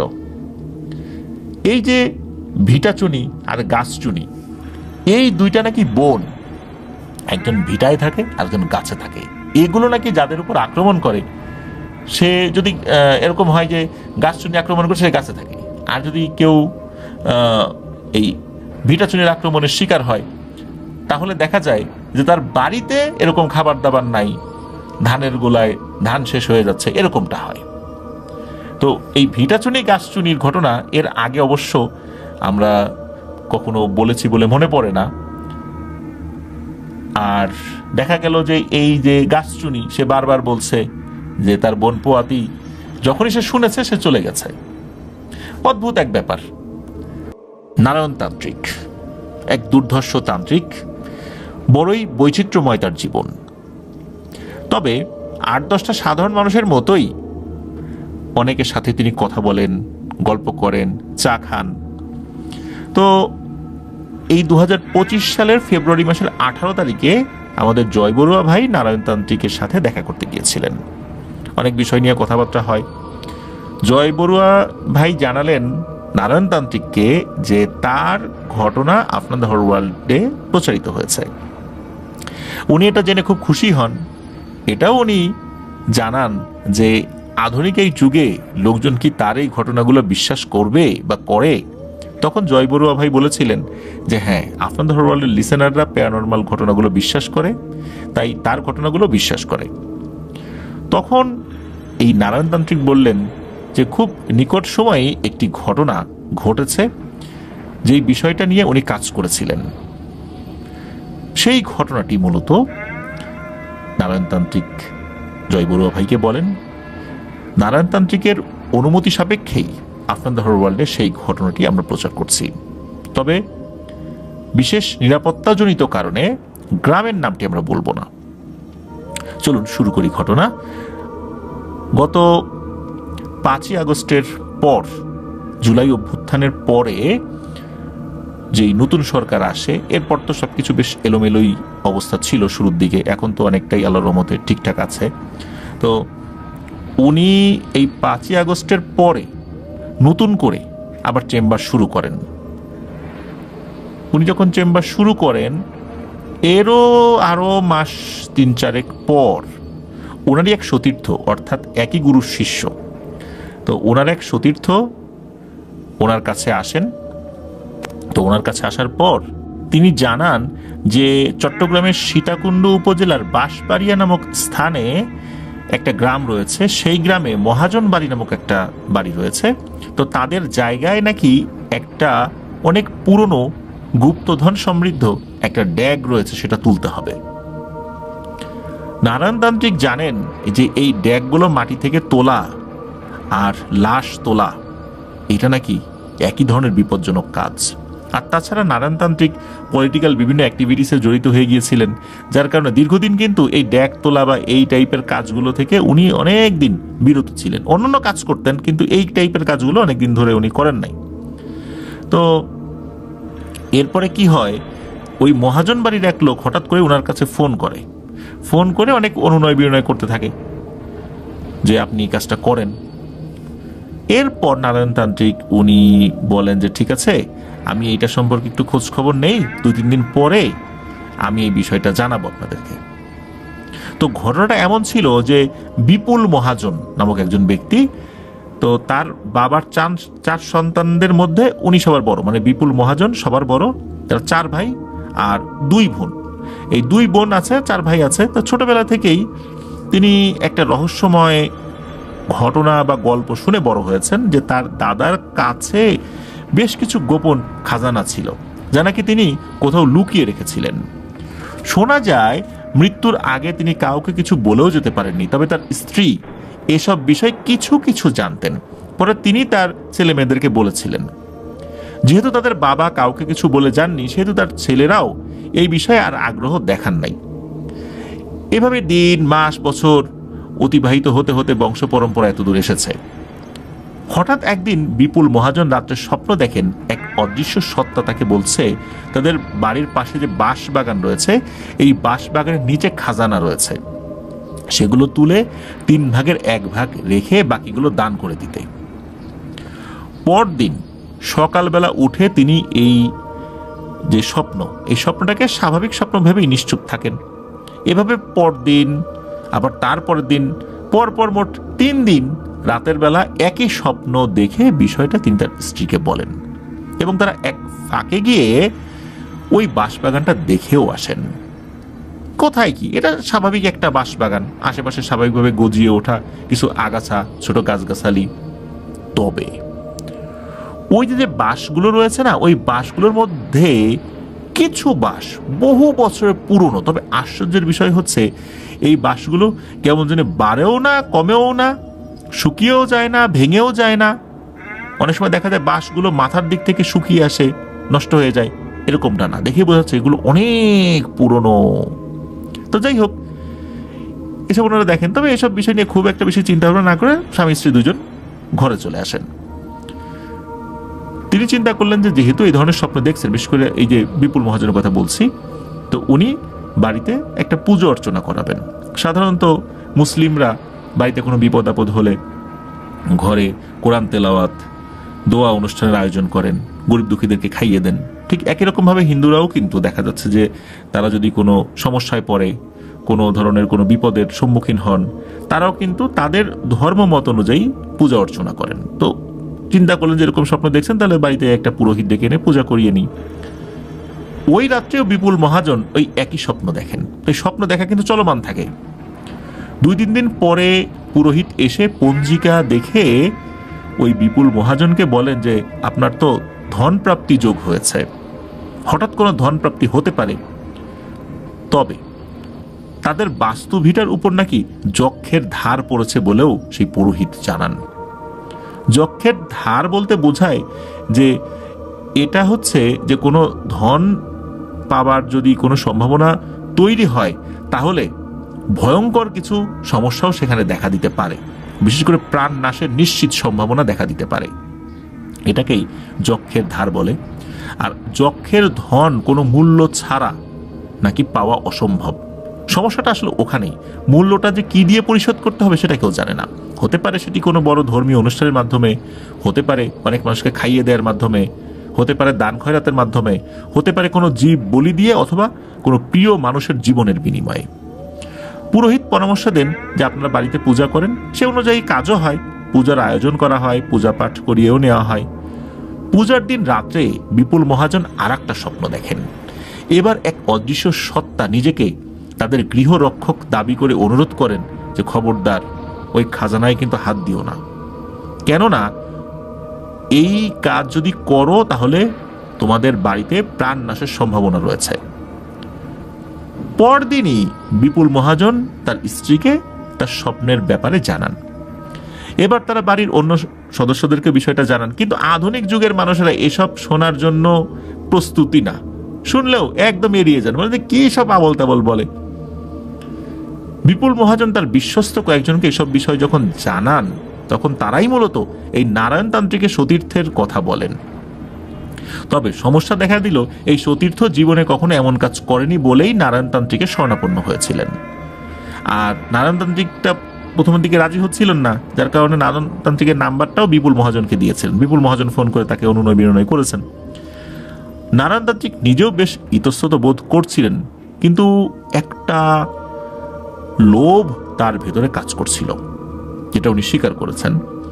তো তিনি তখন ঘটনার বিস্তারিত শুনে এই বিপুল মহাজনের কাছে জানতে চান এখন কি তিনি এই খাজানাটা তুলতে চান, মানে তিনি আসলে কি চান? বিপুল মহাজন নারায়ণতান্ত্রিককে বলেন যে বংশ পরম্পরায় ওই খাজানার মূল ওয়ারিশ আমরাই, তাই এতদিন পরেও সেটা আমাদের কাছে আসতে চাইছে, সুতরাং আমরা সেটা তুলতে চাই। নারায়ণতান্ত্রিক বিপুল মহাজনকে এই খাজানা তোলা এবং তার পূর্ববর্তী এবং পরবর্তী সমস্যা এবং বিপদ সম্পর্কে অবহিত করেন। বিপুল মহাজনের বাড়ির অন্য সদস্যরা তো এসব বিষয়ে আমলেই নিচ্ছিলেন না, তারা যে যার মতো এড়িয়ে যাচ্ছিলেন ব্যাপারটা।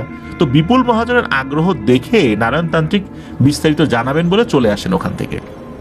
এসে তিনি ও তার সতীর্থ বেশ দ্বিধায় পড়ে যান।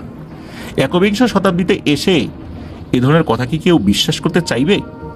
তাছাড়া দীর্ঘদিন ধরে এই ধরনের কাজ না করার কারণে নারায়ণতান্ত্রিক বিভিন্ন বিষয়ে অনেকটাই জৌলুস হারিয়েছেন। হঠাৎ তার মনে পড়ল তার গুরু, ওই যে নানিয়ারচর এলাকার সেই বৌদ্ধ গুরু টিএনটি ভান্তে, তার কথা, যে কথা সেই কাজ। তাকে তিনি সাথে সাথে ফোন দেন। সেই বৌদ্ধ ভিক্ষুককে কয়েকবার ফোন দেওয়ার চেষ্টা করেও তিনি আসলে ব্যর্থ হন, কারণ হচ্ছে তার মোবাইলটা বন্ধ পাওয়া যায়। দেরি না করে নারায়ণতান্ত্রিক বেরিয়ে পড়েন সেই গুরুর উদ্দেশ্যে। নারায়ণতান্ত্রিক যখন সেখানে অর্থাৎ নানিয়ারচর পৌঁছান, তখন বৌদ্ধ ভিক্ষু একটা ধর্মীয় অনুষ্ঠানে বেরিয়েছেন। নারায়ণতান্ত্রিক অপেক্ষা করছিলেন ওনার আসার। দুপুর নাগাদ বৌদ্ধ ভিক্ষু মন্দিরে ফেরত আসেন। এসে তিনি নারায়ণতান্ত্রিককে সরাসরি দেখে অবাক হয়ে কুশলাদি জিজ্ঞেস করার পরিবর্তে জিজ্ঞেস করেন, কি হে বাবু, আবার শুরু করছিস নাকি এসব? নারায়ণতান্ত্রিক হেসে পা ধরে সালাম করেন বৌদ্ধ ভিক্ষুককে। তো বৌদ্ধ ভিক্ষুকে উনি সালাম করার পর তারও কুশলাদি জিজ্ঞেস করেন এবং এই নারায়ণতান্ত্রিক বলেন যে গুরু, যে কাজটা করতে চাই এটা তো কোনো খারাপ কাজ না, গুপ্ত খাজনা তোলার কাজ। তখন এই টিএনটি ভান্তে এই বৌদ্ধ ভিক্ষু গুরু বলেন, এরে এসব কাজ আবার ভালো হয় নাকি রে? মনে রাখবি, মানুষের পিপাসা যতদিন আছে মানুষের দুঃখও ততদিন আছে। পিপাসা নাই তো দুঃখও নাই, বিষয়টা মৃত্যুর মতো। দুনিয়াবি এই দুঃখ তো থাকবেই, আর মানুষ যতদিন বেঁচে থাকবে তার পিপাসাও তো লাগবে, তার মতো দুঃখও আসবে। তো এরকম ভালো পরামর্শ দিলেও নারায়ণতান্ত্রিক আসলে এই বিষয়টা ওইভাবে আমলে না নিয়ে উল্টো নারায়ণতান্ত্রিক টিএনটি ভান থেকে সবিস্তরে ওই বিষয়টা নিয়ে খুলে বলেন। তার গুরু তাকে বিকেল নাগাদ বিদায় দেন এবং বলেন যে তিনি বিষয়টাকে জেনে তারপর জানাবেন যে আসলে এই কাজটা করা যাবে কি যাবে না। তবে নারায়ণতান্ত্রিককে তিনি সতর্ক করে দেন, নারায়ণ খবরদার, লোভ করো না কিন্তু। তো 2 দিন পর রাত 10টার দিকে টিএনটি ভান্তে নিজেই ফোন করেন নারায়ণতান্ত্রিককে। নারায়ণতান্ত্রিককে জানান যে প্রথমত এই জায়গায় কোনোই খাজানা নাই, যে বলেছে খাজানা আছে মূলত এটা ভয়ঙ্কর একটা প্রতারণা। এটা ওই বাড়ির লোকজন বুঝতে পারছে না। তবে ওখানে মাটির তৈরি কোনো জিনিস আছে, তবে ওইটার ভেতরে যে খাজানা নাই এটা নিশ্চিত। তবে ভয়ঙ্কর যে ব্যাপারটা হলো যে ওই ভিটে বাড়িতে বড় ধরনের কোনো সর্বনাশ হবে, এটার একটা ইঙ্গিত এই টিএনটি ভান্তে পেয়েছেন বলে নারায়ণতান্ত্রিককে জানান। ওই খাজানা থেকে কেউ কিছু পাবে না, মূলত ওখানে কিছু নাই, বরঞ্চ ওইটা থেকে নাকি কেউ একজন বের হতে চায়, কেউ একজন উদ্ধার হতে চায়। কিন্তু ওই যেই মাটির তৈরি জিনিস ওইটা খুব কঠোরভাবে পাহারা দেয়া হয়েছে বা পাহারায় রাখা হয়েছে, কিন্তু ওর ভিতরে কি জিনিস আছে এটা জানা যাচ্ছে না। বৌদ্ধ ভিক্ষু তিনি আবারও নারায়ণতান্ত্রিককে বলেন যে নারায়ণ, লোভ করিস না, কাজটা বাদ দে, বিষয়টা ভালো না। আর বলে দে ওই মহাজনকে তারা যেন বিষয়টা এড়িয়ে যায়, নাহলে কিন্তু তাদের জন্য বিপদ চলে আসবে। সেই সাথে এই টিএনটি ভান্তে কিভাবে কি কি কাজ করলে এই বিপুল মহাজন এই অদ্ভুত স্বপ্ন দেখা বন্ধ করবেন সেটাও জানিয়ে দেন। এদিকে গুরুর কাছ থেকে এই ধরনের কথা শুনে নিরাশ হয়ে নারায়ণতান্ত্রিক তার সতীর্থকে বিষয়টা জানাতে যান যে এটা করা সম্ভব না, এই ব্যাপার। তখন সতীর্থ বলেন, আরে রাখো তোমার গুরুর কথা, আমি অলরেডি 70,000-এ কাজটা নিয়ে নিছি, আমাদের 50,000 আর এক হুজুরকে ধরছি। এই হুজুর শরীর বন্ধের একটা তাবিজ দিবে এবং বলে দিছে যে খাজনা তুলতে তাহলে কোনো বিপদ আপদ হবে না। তার মানে হুজুর এবং তান্ত্রিক দুইজন মিলেমিশে এই খাজানা নিবে, বিষয়টা এরকম আর কি। এমনকি সেই হুজুরকে নাকি 10,000 টাকা অগ্রিমও দেওয়া হয়েছে এই তাবিজ বাবদ। নারায়ণতান্ত্রিক তো আসলে রাজি হয় না, কিন্তু জোরাজুরি করে তার সতীর্থ, আবার টাকা পয়সার কথা চিন্তা করে রাজিও হয়ে যায় একটা পর্যায়ে। যথারীতি 3 দিন পরে এক সন্ধ্যায় তারা বিপুল মহাজনের বাড়িতে এসে উপস্থিত হন। মাঝরাতে কাজে যাবেন বলে তারা ঠিক করেন। রাতে কাজ করার কারণ ছিল দুটো: প্রথমত লোকচক্ষুর অন্তরালে থাকা, দ্বিতীয়ত রাক্ষস মুহূর্ত। এটা নাকি রাত 1:30টার পর থেকে ফজরের আজানের আগ মুহূর্ত পর্যন্তকে রাক্ষস মুহূর্ত বলে। যারা তন্ত্রমন্ত্র করেন, জাদুবিদ্যা করেন, তারা এই ব্যাপারগুলোর সাথে পরিচিত আছেন। তো রাক্ষসের যত কর্মকাণ্ড এই সময় নাকি বেশ প্রকট হয়, আর এই সময়টাতে তাদের শক্তিও খুব বেশি থাকে। রাতের খাবার খেয়ে নারায়ণতান্ত্রিক তখন বিপুল মহাজনকে এবং তার স্ত্রীকে এই বিষয়টার বিপজ্জনক দিক সম্পর্কে অবহিত করেন। বিপুল মহাজন বলেন, আগে তুলতে পারেন কিনা দেখেন, পরে বাকিটা দেখা যাবে। আসলে তারাও লোভের বশবর্তী হয়ে কোনো কিছুই চিন্তা করছিলেন না। আধুনিক যুগের নিরাপত্তার সরঞ্জাম বলতে কোদাল বাদে আর কিছুই তারা নিলেন না। সাথে মোমবাতি, কিছু লাল সুতা। ঝোপঝাড় পেরিয়ে ওই জায়গায় পৌঁছে বাত সাধে ঠান্ডা বাতাস, পরিবেশের শান্ত রূপে বাতাস যেন অবাধে বিচরণে ব্যস্ত। বারবার মোমবাতির আগুন নিভে যাচ্ছিল। মোমবাতি ধরানোর এক পর্যায়ে নারায়ণতান্ত্রিকের সেই সতীর্থ কোনো কারণ ছাড়াই নারায়ণতান্ত্রিককে বলে ওঠেন, ভাই চলেন ফিরে যাই, আজকের কাজ হবে না। নারায়ণতান্ত্রিক জিজ্ঞেস করেন, কেন রে, কি হয়েছে? সেই সতীর্থ প্রশ্নের উত্তর না দিয়ে অলরেডি ফিরে যাওয়ার পথে পা বাড়ান। নারায়ণতান্ত্রিকও আর কথা না বাড়িয়ে তার সাথে সাথে ফেরত আসেন। বিপুল মহাজনের বাড়িতে ঢুকেই মাটিতে ধপাস করে বসে পড়েন সেই সহযোগী। একটু জিরিয়ে নিয়ে তিনি বলেন, নারায়ণদা, ওখানে আমি 2টা ভয়ঙ্কর অবয়বকে দেখেছি। একজনের শরীরের নিচের অংশ নেই, অর্থাৎ কোমর থেকে নিচের অংশ নেই, মাথা থেকে কোমর পর্যন্ত আছে, আর একজনের শরীরের উপরের অংশ নেই, কোমর থেকে নিচের অংশ আছে। জীবনে প্রথম আমি এমন কিছু দেখলাম। বিপুল মহাজন উৎসাহ নিয়ে জিজ্ঞেস করেন, কোন দিকে দেখেছেন জিনিসটা? সেই সহযোগী উত্তর দেয়, বাঁশঝাড়ের ঠিক দক্ষিণ পূর্ব কোণে। বিপুল মহাজন বলেন, আরে ওইদিকে তো একটা সময় বহু পুরনো 2টা চিতা ছিল। নারায়ণতান্ত্রিক কতক্ষণ চুপ থেকে বলেন, ভাই কাজটা তাহলে বাদ দিই। তার সহযোগী বলেন, না না দাদা, এত দূর এসে কাজটা বাদ দিই কি করে, কালকে আবার চেষ্টা করব। এভাবেই দ্বিধাদ্বন্দ্বে রাতটা পার করেন সবাই। সেই সহযোগী তার পরিচিত ওই হুজুরকে বিষয়টা জানালে হুজুর বলেন, তার দেয়া শরীর বন্ধের তাবিজটা পানিতে ভিজিয়ে সন্ধ্যায় সেই পানি ওই স্থানের চারদিকে ছিটিয়ে দিতে, এবং কথা অনুযায়ী কাজও হয়েছিল। ওই রাত্রেই আনুমানিক রাত 1:40 বা 1:45 অর্থাৎ 1:45টার দিকে আবার দুজনে সেই বাঁশঝাড়ে উপস্থিত হন এবং মাটি খুঁড়তে থাকেন। এরপর ফুসফুস ফুসফুস শব্দ ওনারা শুনতে পান। ফুসফুস শব্দে দুজনেই তাকিয়ে দেখেন যে 2টো সাপের জোড়া এগিয়ে আসছে তাদের দিকে। তারা বিভিন্ন শব্দ করে ওই সাপ দুটোকে ভয় দেখানোর চেষ্টা করেছিলেন, কিন্তু এই সাপ দুটো ছিল একে অপরের সাথে পেঁচানো, মানে পেঁচিয়ে আছে। এইভাবেই তারা এগিয়ে আসছে। সাপ দুটো ভয় পাবার পরিবর্তে ফুসফুস শব্দ আরো বাড়িয়ে দিয়ে এগিয়ে আসছে। তো উপায়ন্তর না দেখে দুজনে কিছুটা দূরে সরে যান। কি আশ্চর্য, সাপ দুটো ওই বাঁশঝাড়ের একটা নির্দিষ্ট জায়গায় এসে বেশ কিছুক্ষণ মোচড়ামুচড়ি করে এবং আপনা আপনি একে অপরের থেকে আস্তে আস্তে আলাদা হয়ে দুজন দুদিকে ছুটে চলে যায়। ঘটনাটা অদ্ভুত লাগে তাদের কাছে। সাপ দুটো চলে গেলে মোমবাতির আলোয় বেশ কিছু জায়গা খোঁড়াখুড়ি করেন তারা। 2.5 বিঘাত নিচের দিকে করে নাকি তারা খুঁড়ছিলেন। এটাই নাকি নিয়ম এই জিনিস খোঁড়ার। দূরের মসজিদ থেকে আজান শোনা গেলে তারা কাজ রেখে ফেরত আসেন। আর সারা রাত ঘুরে নাকি কিছু পাওয়া যাবে না, কেননা ফজর আজান দিয়ে দিয়েছে, রাক্ষস মুহূর্ত শেষ। বিপুল মহাজন সন্দেহ প্রকাশ করে বলেন, আপনারা কাজটা না পারলে বাদ দেন, তো আমি অন্য ব্যবস্থা করব। এই কথাগুলো বেশ গায়ে মাখেন নারায়ণতান্ত্রিক নিজেও। অনেকটা জেদ নিয়ে নারায়ণতান্ত্রিক বলেন, আজ তো মঙ্গলবার, আজ রাতে যে করেই হোক কাজটা করেই ছাড়বো। যদি কিছু থেকে থাকে তবে আজকেই বের করে ছাড়বো।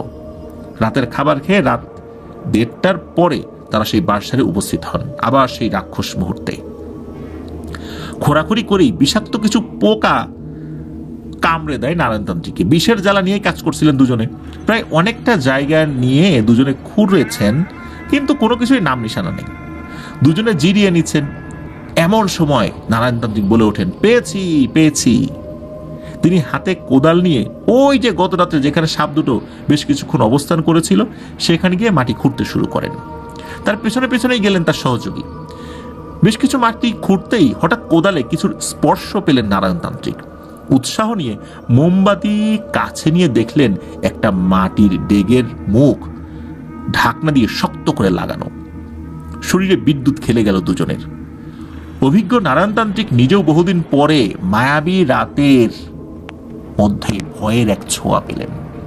যত্ন সহকারে মাটির নিচ থেকে ডেক তুলে নেন দুজনে। মোমবাতি কাছে নিয়ে ঢাকনা খোলা মাত্রই দুজনে দেখলেন বিশ্রী একটা গন্ধ নাকে লেগে মোমবাতির আলো হুহু করে বেড়ে আবার কমে গেছে। দুজনের কানেই ঝিঝি শব্দে ভরে গেছে, মনে হচ্ছে ভেতর থেকে কিছু একটা বের হয়ে এসেছে। কিন্তু কি বের হলো এটা বুঝতে পারেন নাই।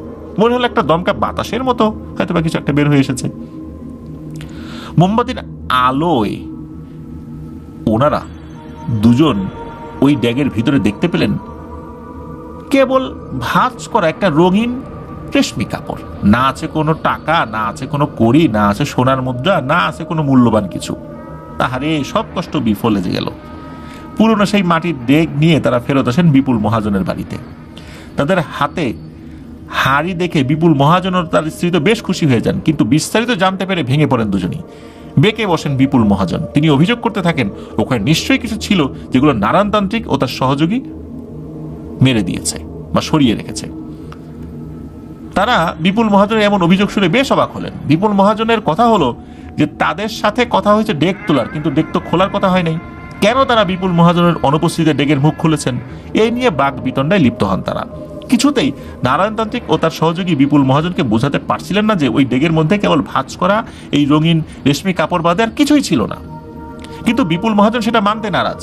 এভাবে মনোমালিন্য আর বাগবিতণ্ডায় রাতটা পার করে পরদিন সকালে নারায়ণতান্ত্রিক ও তার সহযোগী নিজেদের পাওনা টাকার কথা বলতেই বিপুল মহাজন দুজনকে মাত্র 5,000 টাকা দিয়ে বিদায় করে দেন।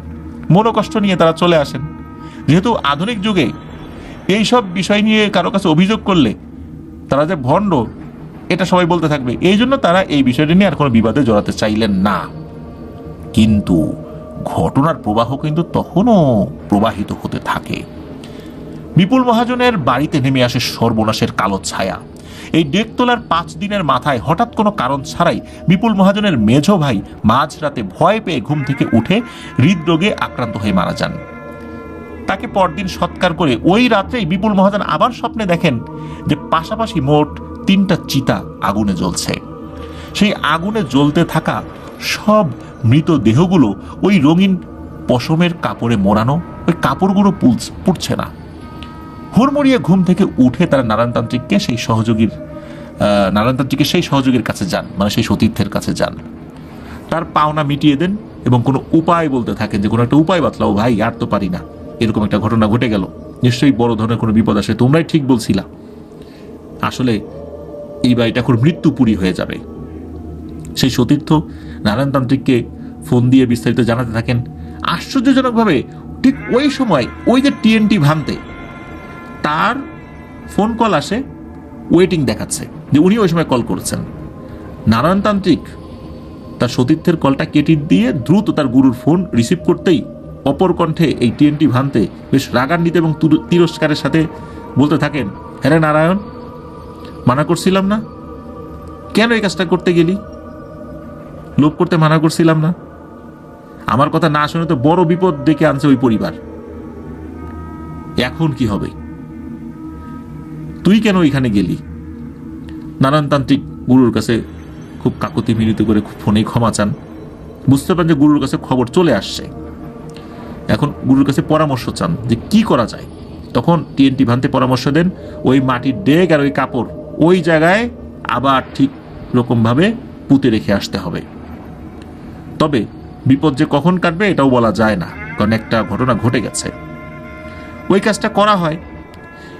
এই ঘটনার 11 দিনের মাথায় এক সড়ক দুর্ঘটনায় এই বিপুল মহাজনের ছোট ভাই মারা যান। এরপর 17 দিনের মাথায়, মানে এই জিনিসটা পুঁতে দেওয়ার 17 দিনের মাথায় বিপুল মহাজনের ছোট ছেলে পুকুরের পানিতে পড়ে মারা যান। পুরোপুরি বিপর্যস্ত হয়ে যায় পরিবারটি। বিষয়টি জানাজানি হলে এলাকাবাসী নারায়ণতান্ত্রিক সহ তার সহযোগীদের বিরুদ্ধে একজোট হতে থাকে, খেপে যায় তাদের বিরুদ্ধে। এক পর্যায়ে তাদের বিরুদ্ধে বিভিন্ন উপায়ে মামলা করার পরিকল্পনা করা হয়।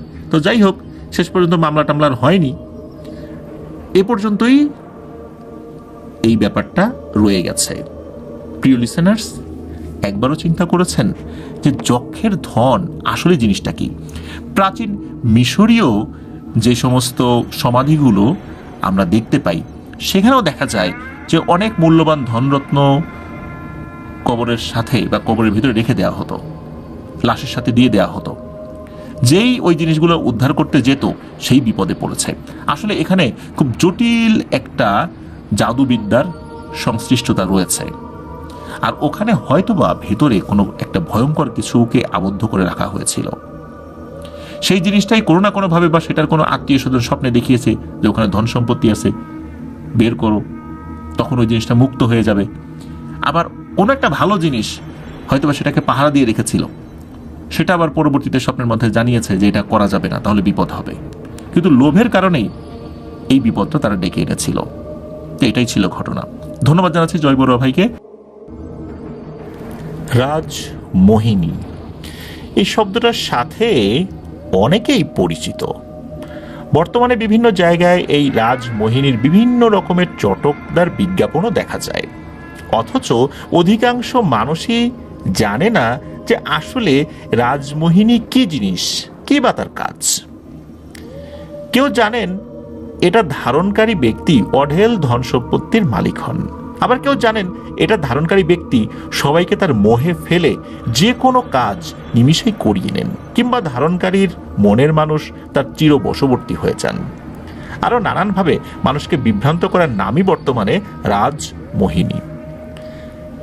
এই রাজমোহিনীর নামধারী কিছু তান্ত্রিক ওঝার চটকদার বিজ্ঞাপনে আকৃষ্ট হয়ে অনেকেই হারাচ্ছেন বেশ মোটা অঙ্কের টাকা। আবার অনেকেই নির্দিষ্ট সময়ে কাজ করিয়ে দেওয়ার লোভ দেখিয়ে নামমাত্র টাকার বিনিময়ে দিয়ে দিচ্ছেন তথাকথিত রাজমোহিনী। আসলে এটা পুরোটাই ভণ্ডামি। আসলে রাজমোহিনী কি, কি এর কাহিনী? চলুন জয় বড়ুয়া ভাইয়ের পাঠানো আজকের এই ঘটনায় আমরা সেটা জানব। ঘটনার সালটা জানা যায় না, এটা ঠিক কত সালে কখন হয়েছে জানা যায় না, তবে ঘটনার সাথে সংশ্লিষ্ট যেই ব্যক্তিটা, তার নাম যতটুকু লোকমুখে শোনা যায়, হয়তোবা সেই নামটা বিকৃতও হয়ে যেতে পারে, যতটুকু জানা যায় যে তার নাম ছিল রতন ত্রিপুরা। ঘটনার স্থান রামগড়। ঘটনার যিনি বর্ণনা করেছেন তিনি একটি মন্দিরের পুরোহিত হওয়ার কারণে উনি বলেছেন তার নামটা যেন প্রকাশ না করা হয়, যেহেতু ওনাকে অনেকেই চেনেন। আর এই ঘটনাটা জয় বড়ুয়া ভাই তখনই শুনেছিলেন যখন উনি 14 দেবতার মন্দির পরিদর্শনে গিয়েছিলেন। চলুন শুনি সেই ঘটনা। গত বছর অর্থাৎ 2024 সালের এপ্রিল মাসের 22 তারিখে উনি রামগড় গিয়েছিলেন। ওখানকার বেশ কিছু ছবিও আমাদেরকে উনি দিয়েছিলেন, সেগুলো কিন্তু আমরা পোস্টও করেছিলাম। আর ওখানেই উনি গিয়েছিলেন 14 দেবতার মন্দিরে, যেটা রামগড়ের যারা অধিবাসী রয়েছেন তাদের কাছে যথেষ্ট শ্রদ্ধার স্থান। তাদের বিশ্বাস যে ওখানে গেলে যারা ওই ধর্মের অনুসারী তাদের একটা মনের একটা অন্য ধরনের তৃপ্তি অনুভূত হয়। তারা সেখানে গিয়ে স্রষ্টার কাছে অনেক কিছু চান। তো উনিও গিয়েছিলেন সেখানে। ওখানে গিয়ে অনেকের সাথে আলোচনা করেন। তখনই ওখানকার একজন পুরোহিত, শুধু এতটুকু বলি তার নামের শেষে ত্রিপুরা রয়েছে, তো তিনি একটি পৌরাণিক কাহিনী বলেন যেটা খুবই অদ্ভুত, আর সেটা এই রাজমোহিনী পাবার এক সুদীর্ঘ সাধনার বর্ণনা। চলুন শুনি সেই ঘটনাটি। তো যিনি ঘটনা বর্ণনা করেছেন উনি বলেছেন ওনারা যখন ছোট ছিলেন তখন একজন মানুষের কাছে এই রাজমোহিনী তাবিজ ছিল বলে শুনেছেন। ওনার নামটা ঠিক বলতে পারেননি যে কে, তবে এক্সাক্ট বলতে না পারলেও বলেছেন যে তার নামটা রতন ত্রিপুরা হওয়ার সম্ভাবনা রয়েছে।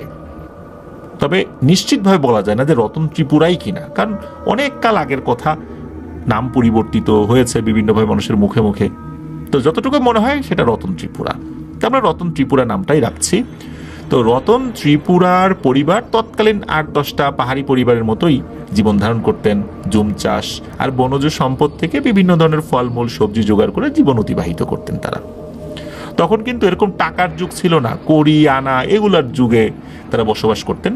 তাদের কাছে এই সমস্ত টাকা পয়সার কোনো মূল্যও ছিল না, কারণ তারা যেখানে বসবাস করতেন ওখানে টাকা পয়সা দিয়ে খুব একটা কিছু পাওয়াও যায় না। শিকার করতে হয়, জঙ্গল থেকে সবকিছু সংগ্রহ করতে হয়, নিজেরা চাষবাস করে চলতে হয়। তাদের টাকা পয়সার খুব একটা প্রয়োজন ছিল না। মা বাবার একমাত্র সন্তান ছিলেন নাকি এই রতন ত্রিপুরা। রতন ত্রিপুরার বয়স যখন 12 কি 13 বছর, তখন তাদের এলাকায় ভারতের ত্রিপুরা রাজ্য থেকে একজন পণ্ডিত সাধু এসেছিলেন। দীপাবলি বা কালী পূজা এরকম কোন একটা সময়ে তিনি রামগড়ে এসেছিলেন। তখনকার সময়ে রামগড়ে ধর্মীয় জীবনযাত্রায় তেমন কোনো আসলে চিহ্ন পরিলক্ষিত হতো না, কারণ ওখানে যারা থাকতেন তারা নিজেদের জীবনযাপন কিভাবে করবেন, কিভাবে খাবার খাবেন সেটা নিয়েই ব্যস্ত থাকতেন। ধর্মীয় আচার অনুষ্ঠানের সময় সুযোগ আসলে ওইভাবে তারা পেতেন না। কেবল অল্প কিছু মন্দির অনেক দূরে দূরে, তাও সেটা ছোট ছোট, মানে এরকম ছোট ছোট কিছু উপাসনালয় ছাড়া কিছু চোখে পড়তো না। শোনা যায় যে এখন রামগড়ে যে ব্যাপক পূজা অর্চনার যে প্রচলন আছে তার পেছনে সেই সাধুর অবদান রয়েছে। রামগড়ে হিন্দু ধর্মের মূল মর্মবাণী প্রচারে সেই সাধুর অবদান ছিল। সেই সাধুর নাম বিজয় সাধু। যেদিন তিনি রামগড়ে এসেছিলেন সেদিন নাকি ছিল কালী পূজার দিন। কোথাও ঘুরে তিনি পূজার আয়োজনের কোনো ছিটে ফোঁটাও দেখতে পাচ্ছিলেন না। স্থানীয় কয়েকজনের সাথে কথা বলে তিনি জানতে পারেন এখানে নাকি এসব কিছু হয় না, কালী পূজার কোনো আয়োজনই হয় না, তারা কালী পূজার পদ্ধতি সম্পর্কে অবগতও না, সুতরাং এ বিষয়ে তারা কিছুই বলতে পারবেন না। সেখানে কিছু ছোটখাটো মন্দির রয়েছে, নিজেদের মতো করে কিছু প্রতিমা তারা পূজা অর্চনা করেন আর কি। তো এই সমস্ত জিনিস উনি দেখলেন। এরপর তিনি একটা মন্দিরের পুরোহিতের সাথে কথা বলেন যে আপনি কালী পূজার আয়োজন করেন, যেহেতু আজকে কালী পূজার দিন। পুরোহিত একদম বোকা হয়ে যান। তিনি বিজয় সাধুকে বললেন যে জনাব, এখানে তো কালী পূজা কখনো হয় না, আর এই ধরনের পূজা অর্চনার আয়োজন করতে গেলেও টাকা পয়সার দরকার হয়, না কিছু গোছ করতে হয়, এগুলো সামর্থ্য এখানকার লোকদের নেই, তাই এই ধরনের পূজা অর্চনা নিয়ে কারো কোনো মাথা ব্যথাও নেই। আর এই মুহূর্তে এখন তো বিকেল গড়িয়ে সন্ধ্যার লগ্ন শুরু হয়েছে, রাত হতে হতে এই পূজার আয়োজন করা তো অসম্ভব ব্যাপার। বিজয় সাধু একগাল হেসে জবাব দেন, পূজার আবার আয়োজন কিসের? মনের থেকে সৃষ্টিকর্তাকে ভক্তি করবেন, এত আয়োজন করতে হবে না। সৃষ্টিকর্তা কি মনের কথা বোঝেন না? আপনি পূজার আয়োজন করেন। তো মন্দিরের পুরোহিত তাতেও রাজি হয় না। এরপর এই বিজয় সাধু পুরোহিতের কাঁধে হাত দিয়ে বলেন, চিন্তা করো না পুরোহিত, তুমি তোমার মতো করে আয়োজনের চেষ্টা করো। এতক্ষণ বিভিন্ন সমস্যার কথা বলে আপত্তি করতে থাকা পুরোহিত জাস্ট মন্ত্রমুগ্ধের মতো আর একটা কথাও না বলে আয়োজনে ব্যস্ত হয়ে গেল। বিজয় সাধুও কোথায় যেন যাবার উদ্দেশ্যে হাঁটা দিলেন। এসব ঘটনা আরো কয়েকজনের সাথে এই রতন ত্রিপুরাও কিন্তু দেখছিলেন, শুনছিলেন।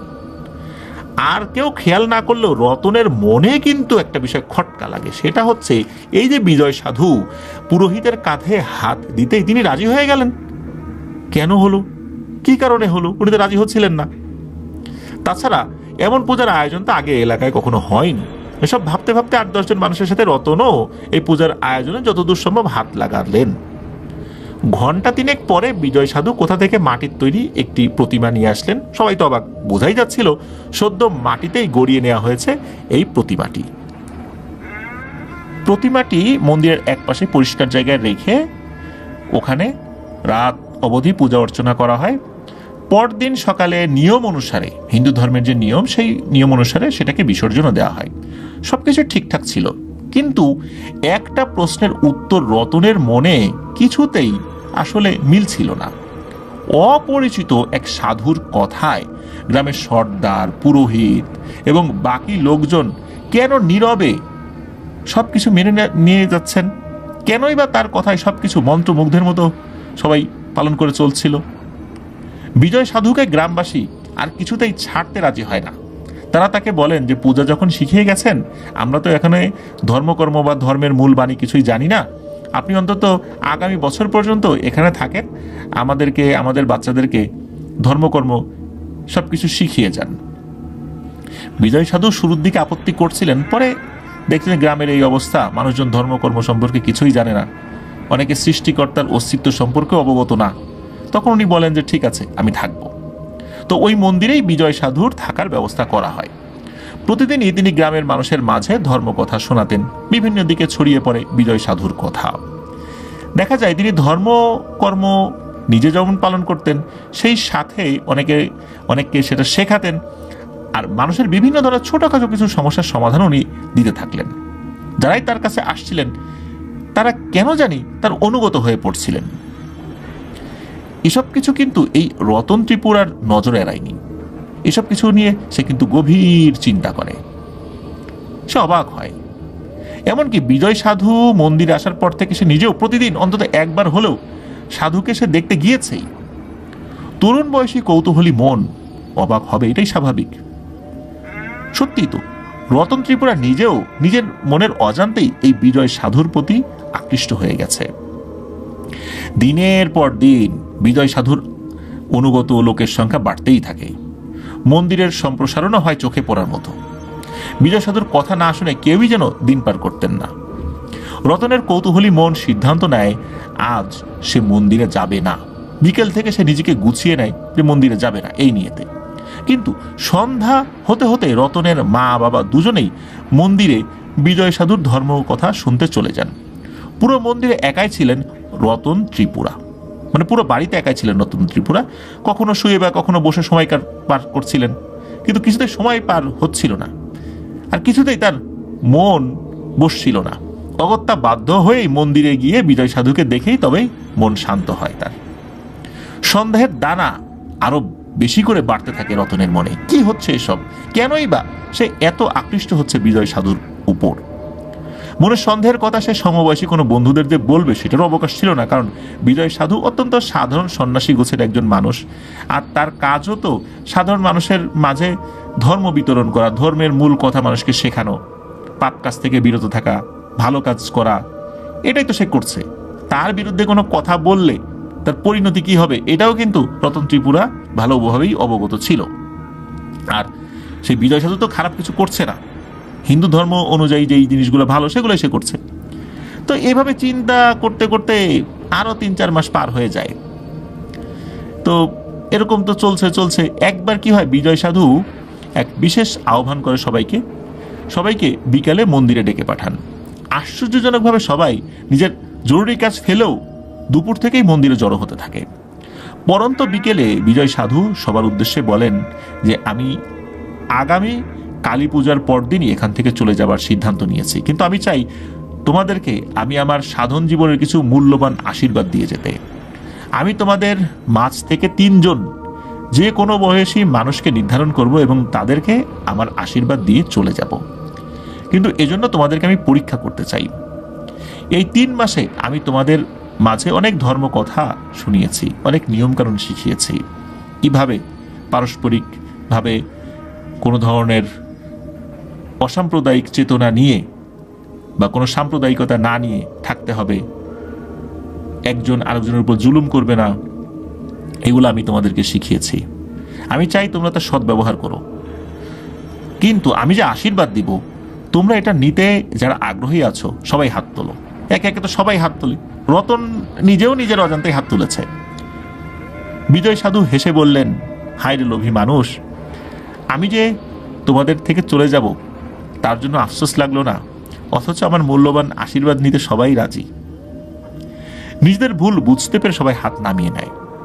বিজয় সাধু বলেন, যাই হোক, আমি দেখতে চাই তোমরা কজন আমার দেয়া আশীর্বাদ রাখতে পারো। আগামীকাল পূর্ব আকাশে সূর্য দেখা যাওয়ার সাথে সাথে আগ্রহীরা এখানে উপস্থিত হবা। এই বলে বিজয় সাধু মন্দিরে চলে গেলেন। পরদিন সময় মতো রতন সহ আরো প্রায় সব মিলিয়ে 29 জন সেখানে ওই নির্দিষ্ট সময় আসতে পারলো। এরপর অনেকে এসেছে, কিন্তু অনেকটা পরে। বিজয় সাধু আবার হেসে বললেন, বেশিরভাগ মানুষই উপস্থিত নেই। যারা সঠিক সময় এসেছো তারা বাদে বাকিরা সবাই বাড়ি চলে যাও। তোমরা আমার আশীর্বাদ পাবার যোগ্য নাও। আর যারা সঠিক সময় এসেছো তোমরা আগামীকাল রাত 1:30টার দিকে সবাই এখানে এসো। বলেই তিনি নিজের কাজে ব্যস্ত হয়ে গেলেন। এখানে প্রিয় লিসেনার্স একটি কথা বলে রাখি মাঝখানে, রাত 1:30, ওই সময় তো ঘড়ি ছিল না। আসলে কি রাত 1:30 বলেছিলেন? না, একটা বিশেষ সময়ের কথা বলেছেন, এটা আমরা পরে আসবো। তো যাই হোক, উনি ভেতরে চলে গেলেন। তো ওই দিন রাত্রে আরও 2 জন ঠিক সময়ে আসতে পারেন নাই। দেখা গেল রতন সহ মোট 27 জন উপস্থিত হয়েছে। বিজয় সাধু তাদেরকে আবার বললেন, আগামীকাল সন্ধ্যায় তোমরা উপস্থিত থাকবা, যখন সূর্যাস্ত হবে তখন। এবারও যথারীতি 3 জন সময়ের পর এসে উপস্থিত হয়, সংখ্যাটা এবার 24-এ দাঁড়ায়। বিজয় সাধু আরো কঠিন নির্দেশনা দেন যে আগামী 3 দিন এই 3 সময়ে সবাইকে এই মন্দিরে উপস্থিত থাকতে হবে। তখন তো ঘড়ি ছিল না। বিজয় সাধু মূলত বলেছিলেন এমন কিছু সময় যেটা হিন্দু ধর্ম মতে 3টা বিশেষ সময়। একটা হলো রাক্ষস মুহূর্ত, যেটা রাত 1:30টার পর থেকে শুরু হয়, আর হচ্ছে ব্রহ্ম মুহূর্ত, সূর্য ওঠার ঠিক আগে, আর হচ্ছে আরতি মুহূর্ত, সন্ধ্যায় সূর্যাস্তের পর বা সূর্যাস্তের সময়, এরকম একটা সময়। তো যারা এটা জানেন তারা ভালো বুঝতে পারবেন। তো যাই হোক, লিসেনারদের বোঝার জন্য মূলত সময়টা উল্লেখ করা হয়েছে। তো রতনের মনে তো কৌতূহলের শেষ নাই। তার মা বাবাও ছেলেকে এই ধর্মের প্রতি আগ্রহ প্রকাশ করতে দেখে তারাও খুশি হন, তারাও এই কাজে তাকে সাহায্য করেছিলেন। পরপর 3 দিন এই 3 জটিল সময় উপস্থিত হয়ে যথেষ্ট ক্লান্ত ছিল সবাই। কারণ রাত 1:30 বা ওই রাক্ষস মুহূর্তে আসবে, আবার সূর্য উদিত হওয়ার পূর্বে আসবে, ঘুম কতক্ষণে হবে? ঘুমাতে তো তারা পারছিলেন না। তো যাই হোক, এরকম 3 দিনে কমতে থাকে, বিভিন্ন সময় সবাই উপস্থিত হইতে পারেন না বা পরে আসছেন, এরকম কমতে কমতে শেষ দিকে এসে সংখ্যাটা মাত্র 9 এসে দাঁড়ায়। বিজয় সাধু এবার হেসে বললেন, ওরে লোভী মানুষ, কেন এত পরিশ্রম করলি? আসলে কি আমার কাছে মূল্যবান কিছু আছে নাকি? আমি তো ভবগুণের সন্ন্যাসী মানুষ, মানুষের সেবা ছাড়া আমি আর কি দিতে পারি? কেন এত মোহ, কেন এত লোভ?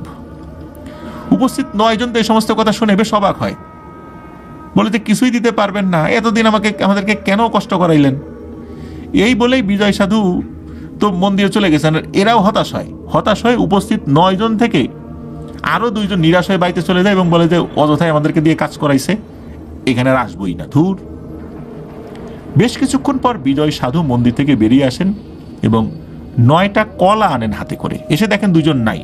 বিজয় সাধু বলেন, ধৈর্য ধারণ করা সবার থাকে না রে পাগল। তিনি বাকি 7 জনের মধ্যে 7টা কলা দিয়ে তাদেরকে বসতে বলেন। এদের মধ্যে ছিলেন 2 জন মাঝবয়সী নারী, 3 জন মাঝবয়সী পুরুষ, আর রতন সহ 2 জন লোক, মোট 7 জন। বিজয় সাধু বলেন, তোমাদের এই সংখ্যাটা 7 জন, এটা কিন্তু অনেক বেশি, আমার কাছে তো এত আশীর্বাদ নেই।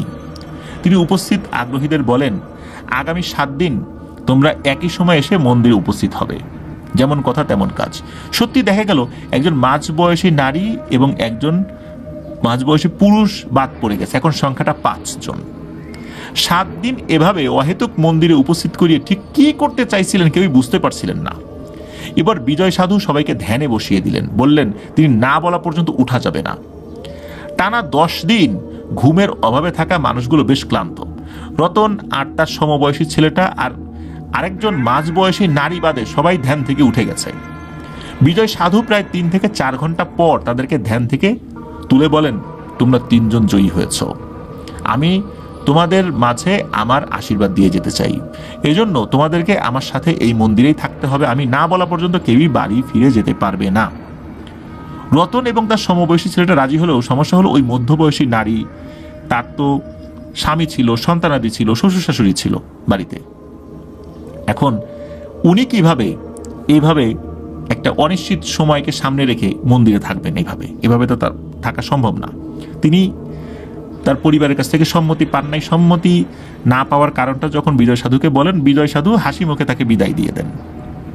কারণ তিনি যোগ্য হলেও পারিবারিক যে কাজটা, এটাই তার জন্য বেশি গুরুত্বপূর্ণ, এটা বলে বিজয় সাধু তাকে বিদায় দেন। তো বিজয় সাধু এবার 2 জনের উপর ওনার আশীর্বাদ দিবেন বলে 2 জনকে বিভিন্ন ধরনের সাধনায় লিপ্ত করেন। প্রথম 3 দিন নাকি তাদের কেবল ঘুমিয়ে কাটানোর নির্দেশ দেন বিজয় সাধু। এরপর আরো 5 দিন, এরপর 8 দিন তাদের কেবল ঘুমিয়ে কাটানোর নির্দেশ, কোনো কাজ করা যাবে না, খাবে দাবে ঘুমাবে। একটা সময় এরা দুজনে বিরক্ত হয়ে বিজয় সাধুর কাছে গিয়ে ক্ষমা চান এবং বলেন যে তাদের পক্ষে আর ঘুমানো সম্ভব নয়, এত ঘুমানো যায় নাকি। বিজয় সাধু ঘুম আর নির্ঘুমের যে পার্থক্য, মাত্রার অতিরিক্ত কোনো জিনিস এবং মাত্রাহীনতার কোনো জিনিস, এই মাত্রাতিরিক্ততা এবং মাত্রাহীনতা, এই দুটো সম্পর্কে দুজনকে শিক্ষা দিলেন এবং বললেন সবকিছুই কিন্তু নিয়ম মাফিক হওয়া জরুরি। যখন না ঘুমিয়েছিলে তখন তোমাদের ঘুমের প্রতি মোহ ছিল, আর এখন এত ঘুমাচ্ছ, এখন আর ঘুম আসছে না। মোহ হলো সব কষ্টের মূল, সব নষ্টের মূল। যাই হোক, নানান নিয়ম সাধনার মাধ্যম দিয়ে নিজেদের অজান্তেই রতন ও তার সমবয়সী ছেলেটা একেবারেই পরিবর্তিত হতে থাকে এবং সন্ন্যাসী জীবনে অভ্যস্ত হয়ে যায়। এভাবেই চলতে থাকে দিন, সপ্তাহ, মাস। এদিকে কিন্তু পরবর্তী কালী পূজার সময়টা সন্নিকটে চলে আসে। এমন একটা সময় দেখা যায় যে আর 21 দিন পরেই কালী পূজা, আর ওই দিনের পরেই বিজয় সাধু উনি চলে যাবেন। রতন ও তার সমবয়সী ছেলেটাকে তার মূল্যবান আশীর্বাদ সম্পর্কে পরিচয় করিয়ে দেন যে কি সেই আশীর্বাদ। বিজয় সাধু তাদেরকে বসান এবং গম্ভীর স্বরে বলেন, শোনো, এখন এমন একটা বিষয় সম্পর্কে তোমাদেরকে বলবো যেটা আমি পেয়েছি, আর সেটা আমি তোমাদেরকে দিতে চাই। তার নাম রাজমোহিনী। বিজয় সাধু বলেন, আমি এখানে আসার পর তোমরা কোনো পরিবর্তন দেখেছ কি? কিছুক্ষণ চুপ থেকে রতন বলে, হ্যাঁ দেখেছি। বিজয় সাধু রতনের মনে সব সন্দেহের কথা শুনলেন, যে রতন কি কি সন্দেহ করেছিল। বিজয় সাধু রতনের বিচক্ষণ মনের প্রশংসা করেন। তিনি বলেন, ঠিকই জেনেছ, আমি অনেক সাধনার পরে পেয়েছি এই রাজমোহিনী। বিজয় সাধুর মতে রাজমোহিনীর ভালো দিকের থেকে খারাপ দিকই বেশি। তাদেরকে ভালো মন্দ দুদিকেই বুঝিয়ে বলেন বিজয় সাধু, এবং দুটো সরু স্বর্ণের পাতে তৈরি গোল করে মোড়ানো বহু মন্ত্র লিখিত দুটো কবজ তিনি টানা 21 দিন ধরে তাদেরকে দিয়ে বিভিন্ন ধরনের রিচুয়াল করিয়ে তাদেরকে দেন। সাথে কিছু কঠিন পালনযোগ্য নির্দেশনা দেন এবং কিছু বিষয়ে কঠিনভাবে নিষেধও করে দেন। কালী পূজার রাত্রে রতন এবং তার সমবয়সী ছেলেটার অনামিকা আঙ্গুলের রক্ত দিয়ে কিছু রিচুয়াল করা হয় এবং ওই কবজে টাচ করানো হয়, রক্ত লাগিয়ে দেওয়া হয়। পরদিন সকালে শুদ্ধ বস্ত্র পরিধান করে সূর্য ওঠার সাথে সাথেই সেটা তাদের গলায় ধারণ করিয়ে দেন বিজয় সাধু। বিজয় সাধু বলেন, আজ তিনি ঋণ মুক্ত, আজ তিনি নিজেও রাজমোহিনী থেকে মুক্ত, আজ থেকে তিনি একদম সাধারণ একজন মানুষ। তিনি আর সাধক নন, সন্ন্যাসী নন। আজ থেকে তার কথায় আর কেউ প্রভাবিত হবে না। আজ থেকে তার আর কোনো ধরনের আধ্যাত্মিক ক্ষমতা নেই। তিনি এটা থেকে মুক্তি লাভ করেছেন, আর এটাই নিয়ম। যোগ্য কোনো ব্যক্তিকে এটা দিয়ে নির্ভর হতে হয়। এটাই রাজমোহিনীর নিয়ম। বিজয় সাধুর দেয়া রাজমোহিনীর উপকার কিছুটা এরকম, যে কোনো সৎ উদ্দেশ্য পূরণেই কেবল এই কবচ ব্যবহার করা যাবে। কবচ ধারণকারীর যে কোনো কথা সবাই মেনে নেবে বিনা কোনো শর্তে। কবচ ধারণকারী কখনো খাদ্য কষ্ট পাবে না। কবচ ধারণকারী যে কোনো জায়গায় মধ্যমণি হিসাবে সকলের কাছে পরিণত হবে। সর্বোপরি কবচ ধারণকারী কোনো কাজে বিফল হবে না।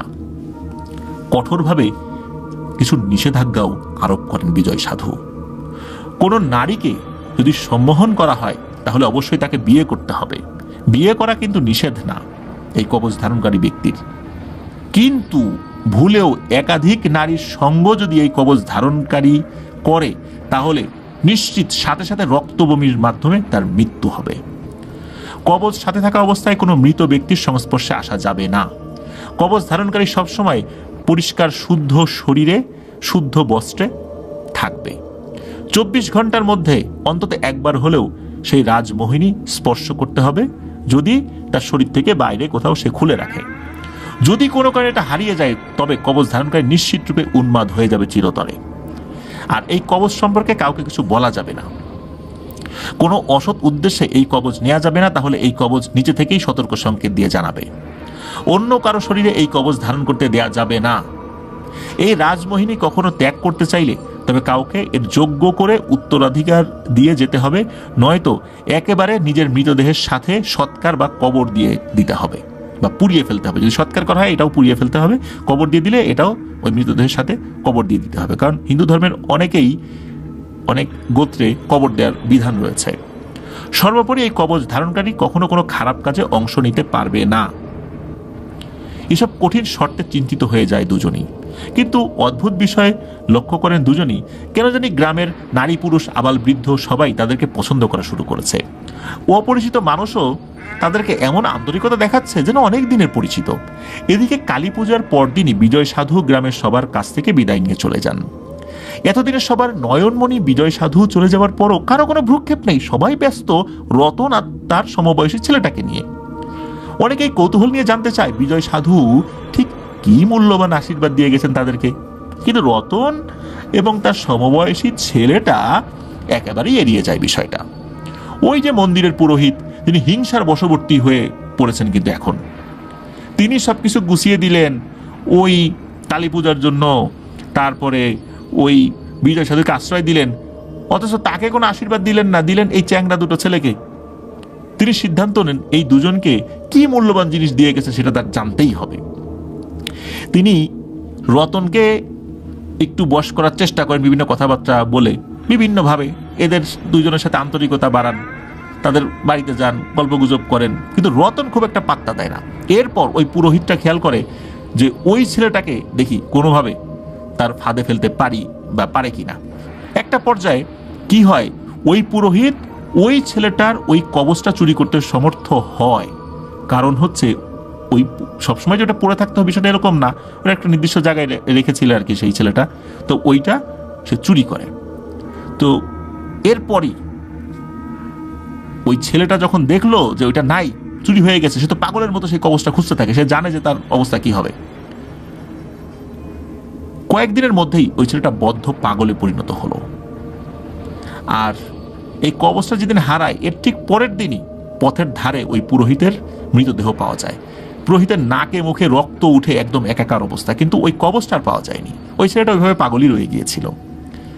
রতন এসব ঘটনা দেখে আরো ভেঙে পড়ে, সবার থেকে আলাদা করে নেয় নিজেকে। মূল্যবান আশীর্বাদ যেন তার কাছে মূল্যহীন অভিশাপে পরিণত না হয়।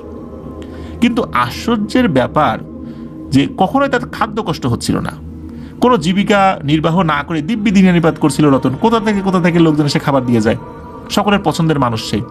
কেউ তুমুল ঝগড়া করছে, রতন সেখানে গিয়ে দুজনকে স্পর্শ করে দুটো কথা বলতেই তারা চুপ হয়ে যায়, কোনো শর্ত ছাড়াই মেনে নেয় রতনের কথা। একটা সময় রতন নিজেই ওই মন্দিরের পুরোহিতের দায়িত্ব নেয়। কিন্তু রতনের মনে 8-10টা স্বাধীন মানুষের মতো চলার ইচ্ছা হয়, কিন্তু সেই পথ তো তার খোলা নাই। তাকে দেখা মাত্র নারীরা আকর্ষণ বোধ করত, কিন্তু রতন কখনোই সেই পথে পা বাড়ায়নি বা তাদের ডাকে সাড়া দেয়নি। নিজের বাবার মৃতদেহ সৎকারেও সে থাকতে পারে নাই, এই জন্য বিষয়টা তাকে চরমভাবে হতাশ করেছিল। শোনা যায় যে এই রতন ত্রিপুরা চিরকুমার থেকেই পৃথিবীর মায়া ত্যাগ করেছেন। কেন চিরকুমার ছিলেন? তার তো বিবাহ করা নিষেধ ছিল না। চিন্তা করেছেন যদি কোনো কারণে এই কবচটা হারিয়ে যায়, তাহলে এটার যে অভিশাপ নেমে আসবে সেটা যেন তার স্ত্রী এবং সন্তানদের উপর না আসে, সেটা যেন শুধু তার উপরই আসে। এজন্যই তিনি কখনোই আর বিয়ে শাদী করেন নাই। তিনি ভজন সাধনায় কাটিয়েছেন বাকিটা জীবন। তবে তিনি খুব বেশি মানুষের সাথে মিশতেন না। কেউ কোনো সমস্যা নিয়ে আসলে সেটা সমাধানের চেষ্টা করতেন। কোনো অসফলতা তাকে স্পর্শ করতে পারেনি। আর এই জিনিসটা তো কাউকে দিয়ে যেতে হবে। এই জিনিসটা তো একটা কঠিন একটা সাধনা, আর এই জিনিসটা যে পায় তার একটা কঠিন জীবন শুরু হয়ে যায়। রতন চিন্তা করেছিলেন যে এই জিনিসটা উনি কাউকে দেবেন না, কারণ হচ্ছে এই কঠিন জীবন আর কেউ পালন করুক এটা রতন আসলে চায় নাই। এই বিষয়ে কাউকে কিছু বলেও যায় নাই। তবে রতনের খুব একজন বিশ্বস্ত বন্ধুকে উনি কিছু কিছু বিষয় জানিয়ে গিয়েছিলেন। যতটুকু জানা যায় ঠিক ততটুকুই এই ঘটনায় উপস্থিত করা হয়েছে। কিছু কিছু হয়তো বা এত সময়ের ব্যবধানে আর পাওয়াও যায় নাই। রাজমোহিনীর আরো হয়তো বা অনেক রহস্য রয়েছে যেটা রতন আর বলে যায় নাই।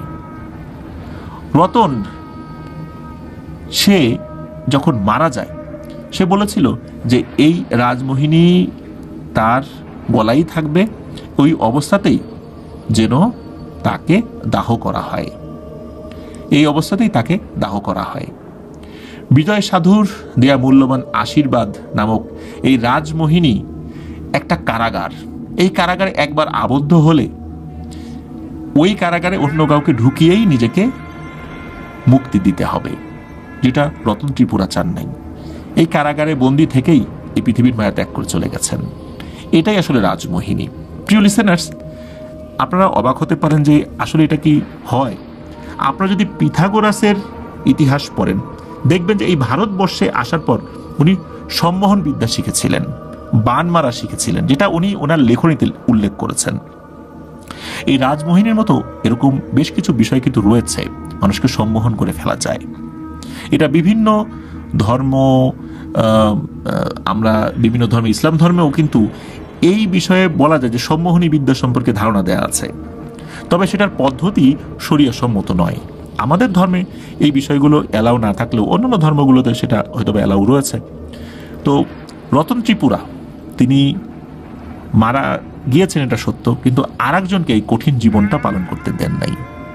এটাই রাজমোহিনী। এটা নিয়ে অনেক চটকদার বিজ্ঞাপন রয়েছে, বুঝতেই পারছেন যে আসলে এটা পাওয়া কতটা কঠিন ব্যাপার। এটা এইভাবে পাওয়া যায় না, লোভ থাকলে এটা পাওয়া যায় না। যদি কেউ বিজ্ঞাপন দিয়ে বলে যে তার কাছে রাজমোহিনী আছে, তাহলে বুঝতে পারে তার তো লোভ আছে, তার লোভ থাকা মানে হচ্ছে তার কাছে রাজমোহিনী নাই।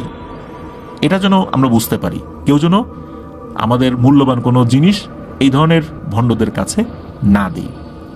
প্রিয় লিসেনার্স, আজকের এপিসোড এ পর্যন্তই ছিল। ধন্যবাদ জানাচ্ছি, অসংখ্য ধন্যবাদ জানাচ্ছি আমাদের জয় বড়ুয়া ভাইকে, সেই সাথে ধন্যবাদ জানাচ্ছি বকুল ভাইকে, যিনি একটা ঘটনা জয় বড়ুয়া ভাইকে দিয়েছেন, সেই সাথে ধন্যবাদ জানাচ্ছি নারায়ণ তান্ত্রিককে, যিনি তার ঘটনা প্রকাশের অনুমতি দিয়েছেন।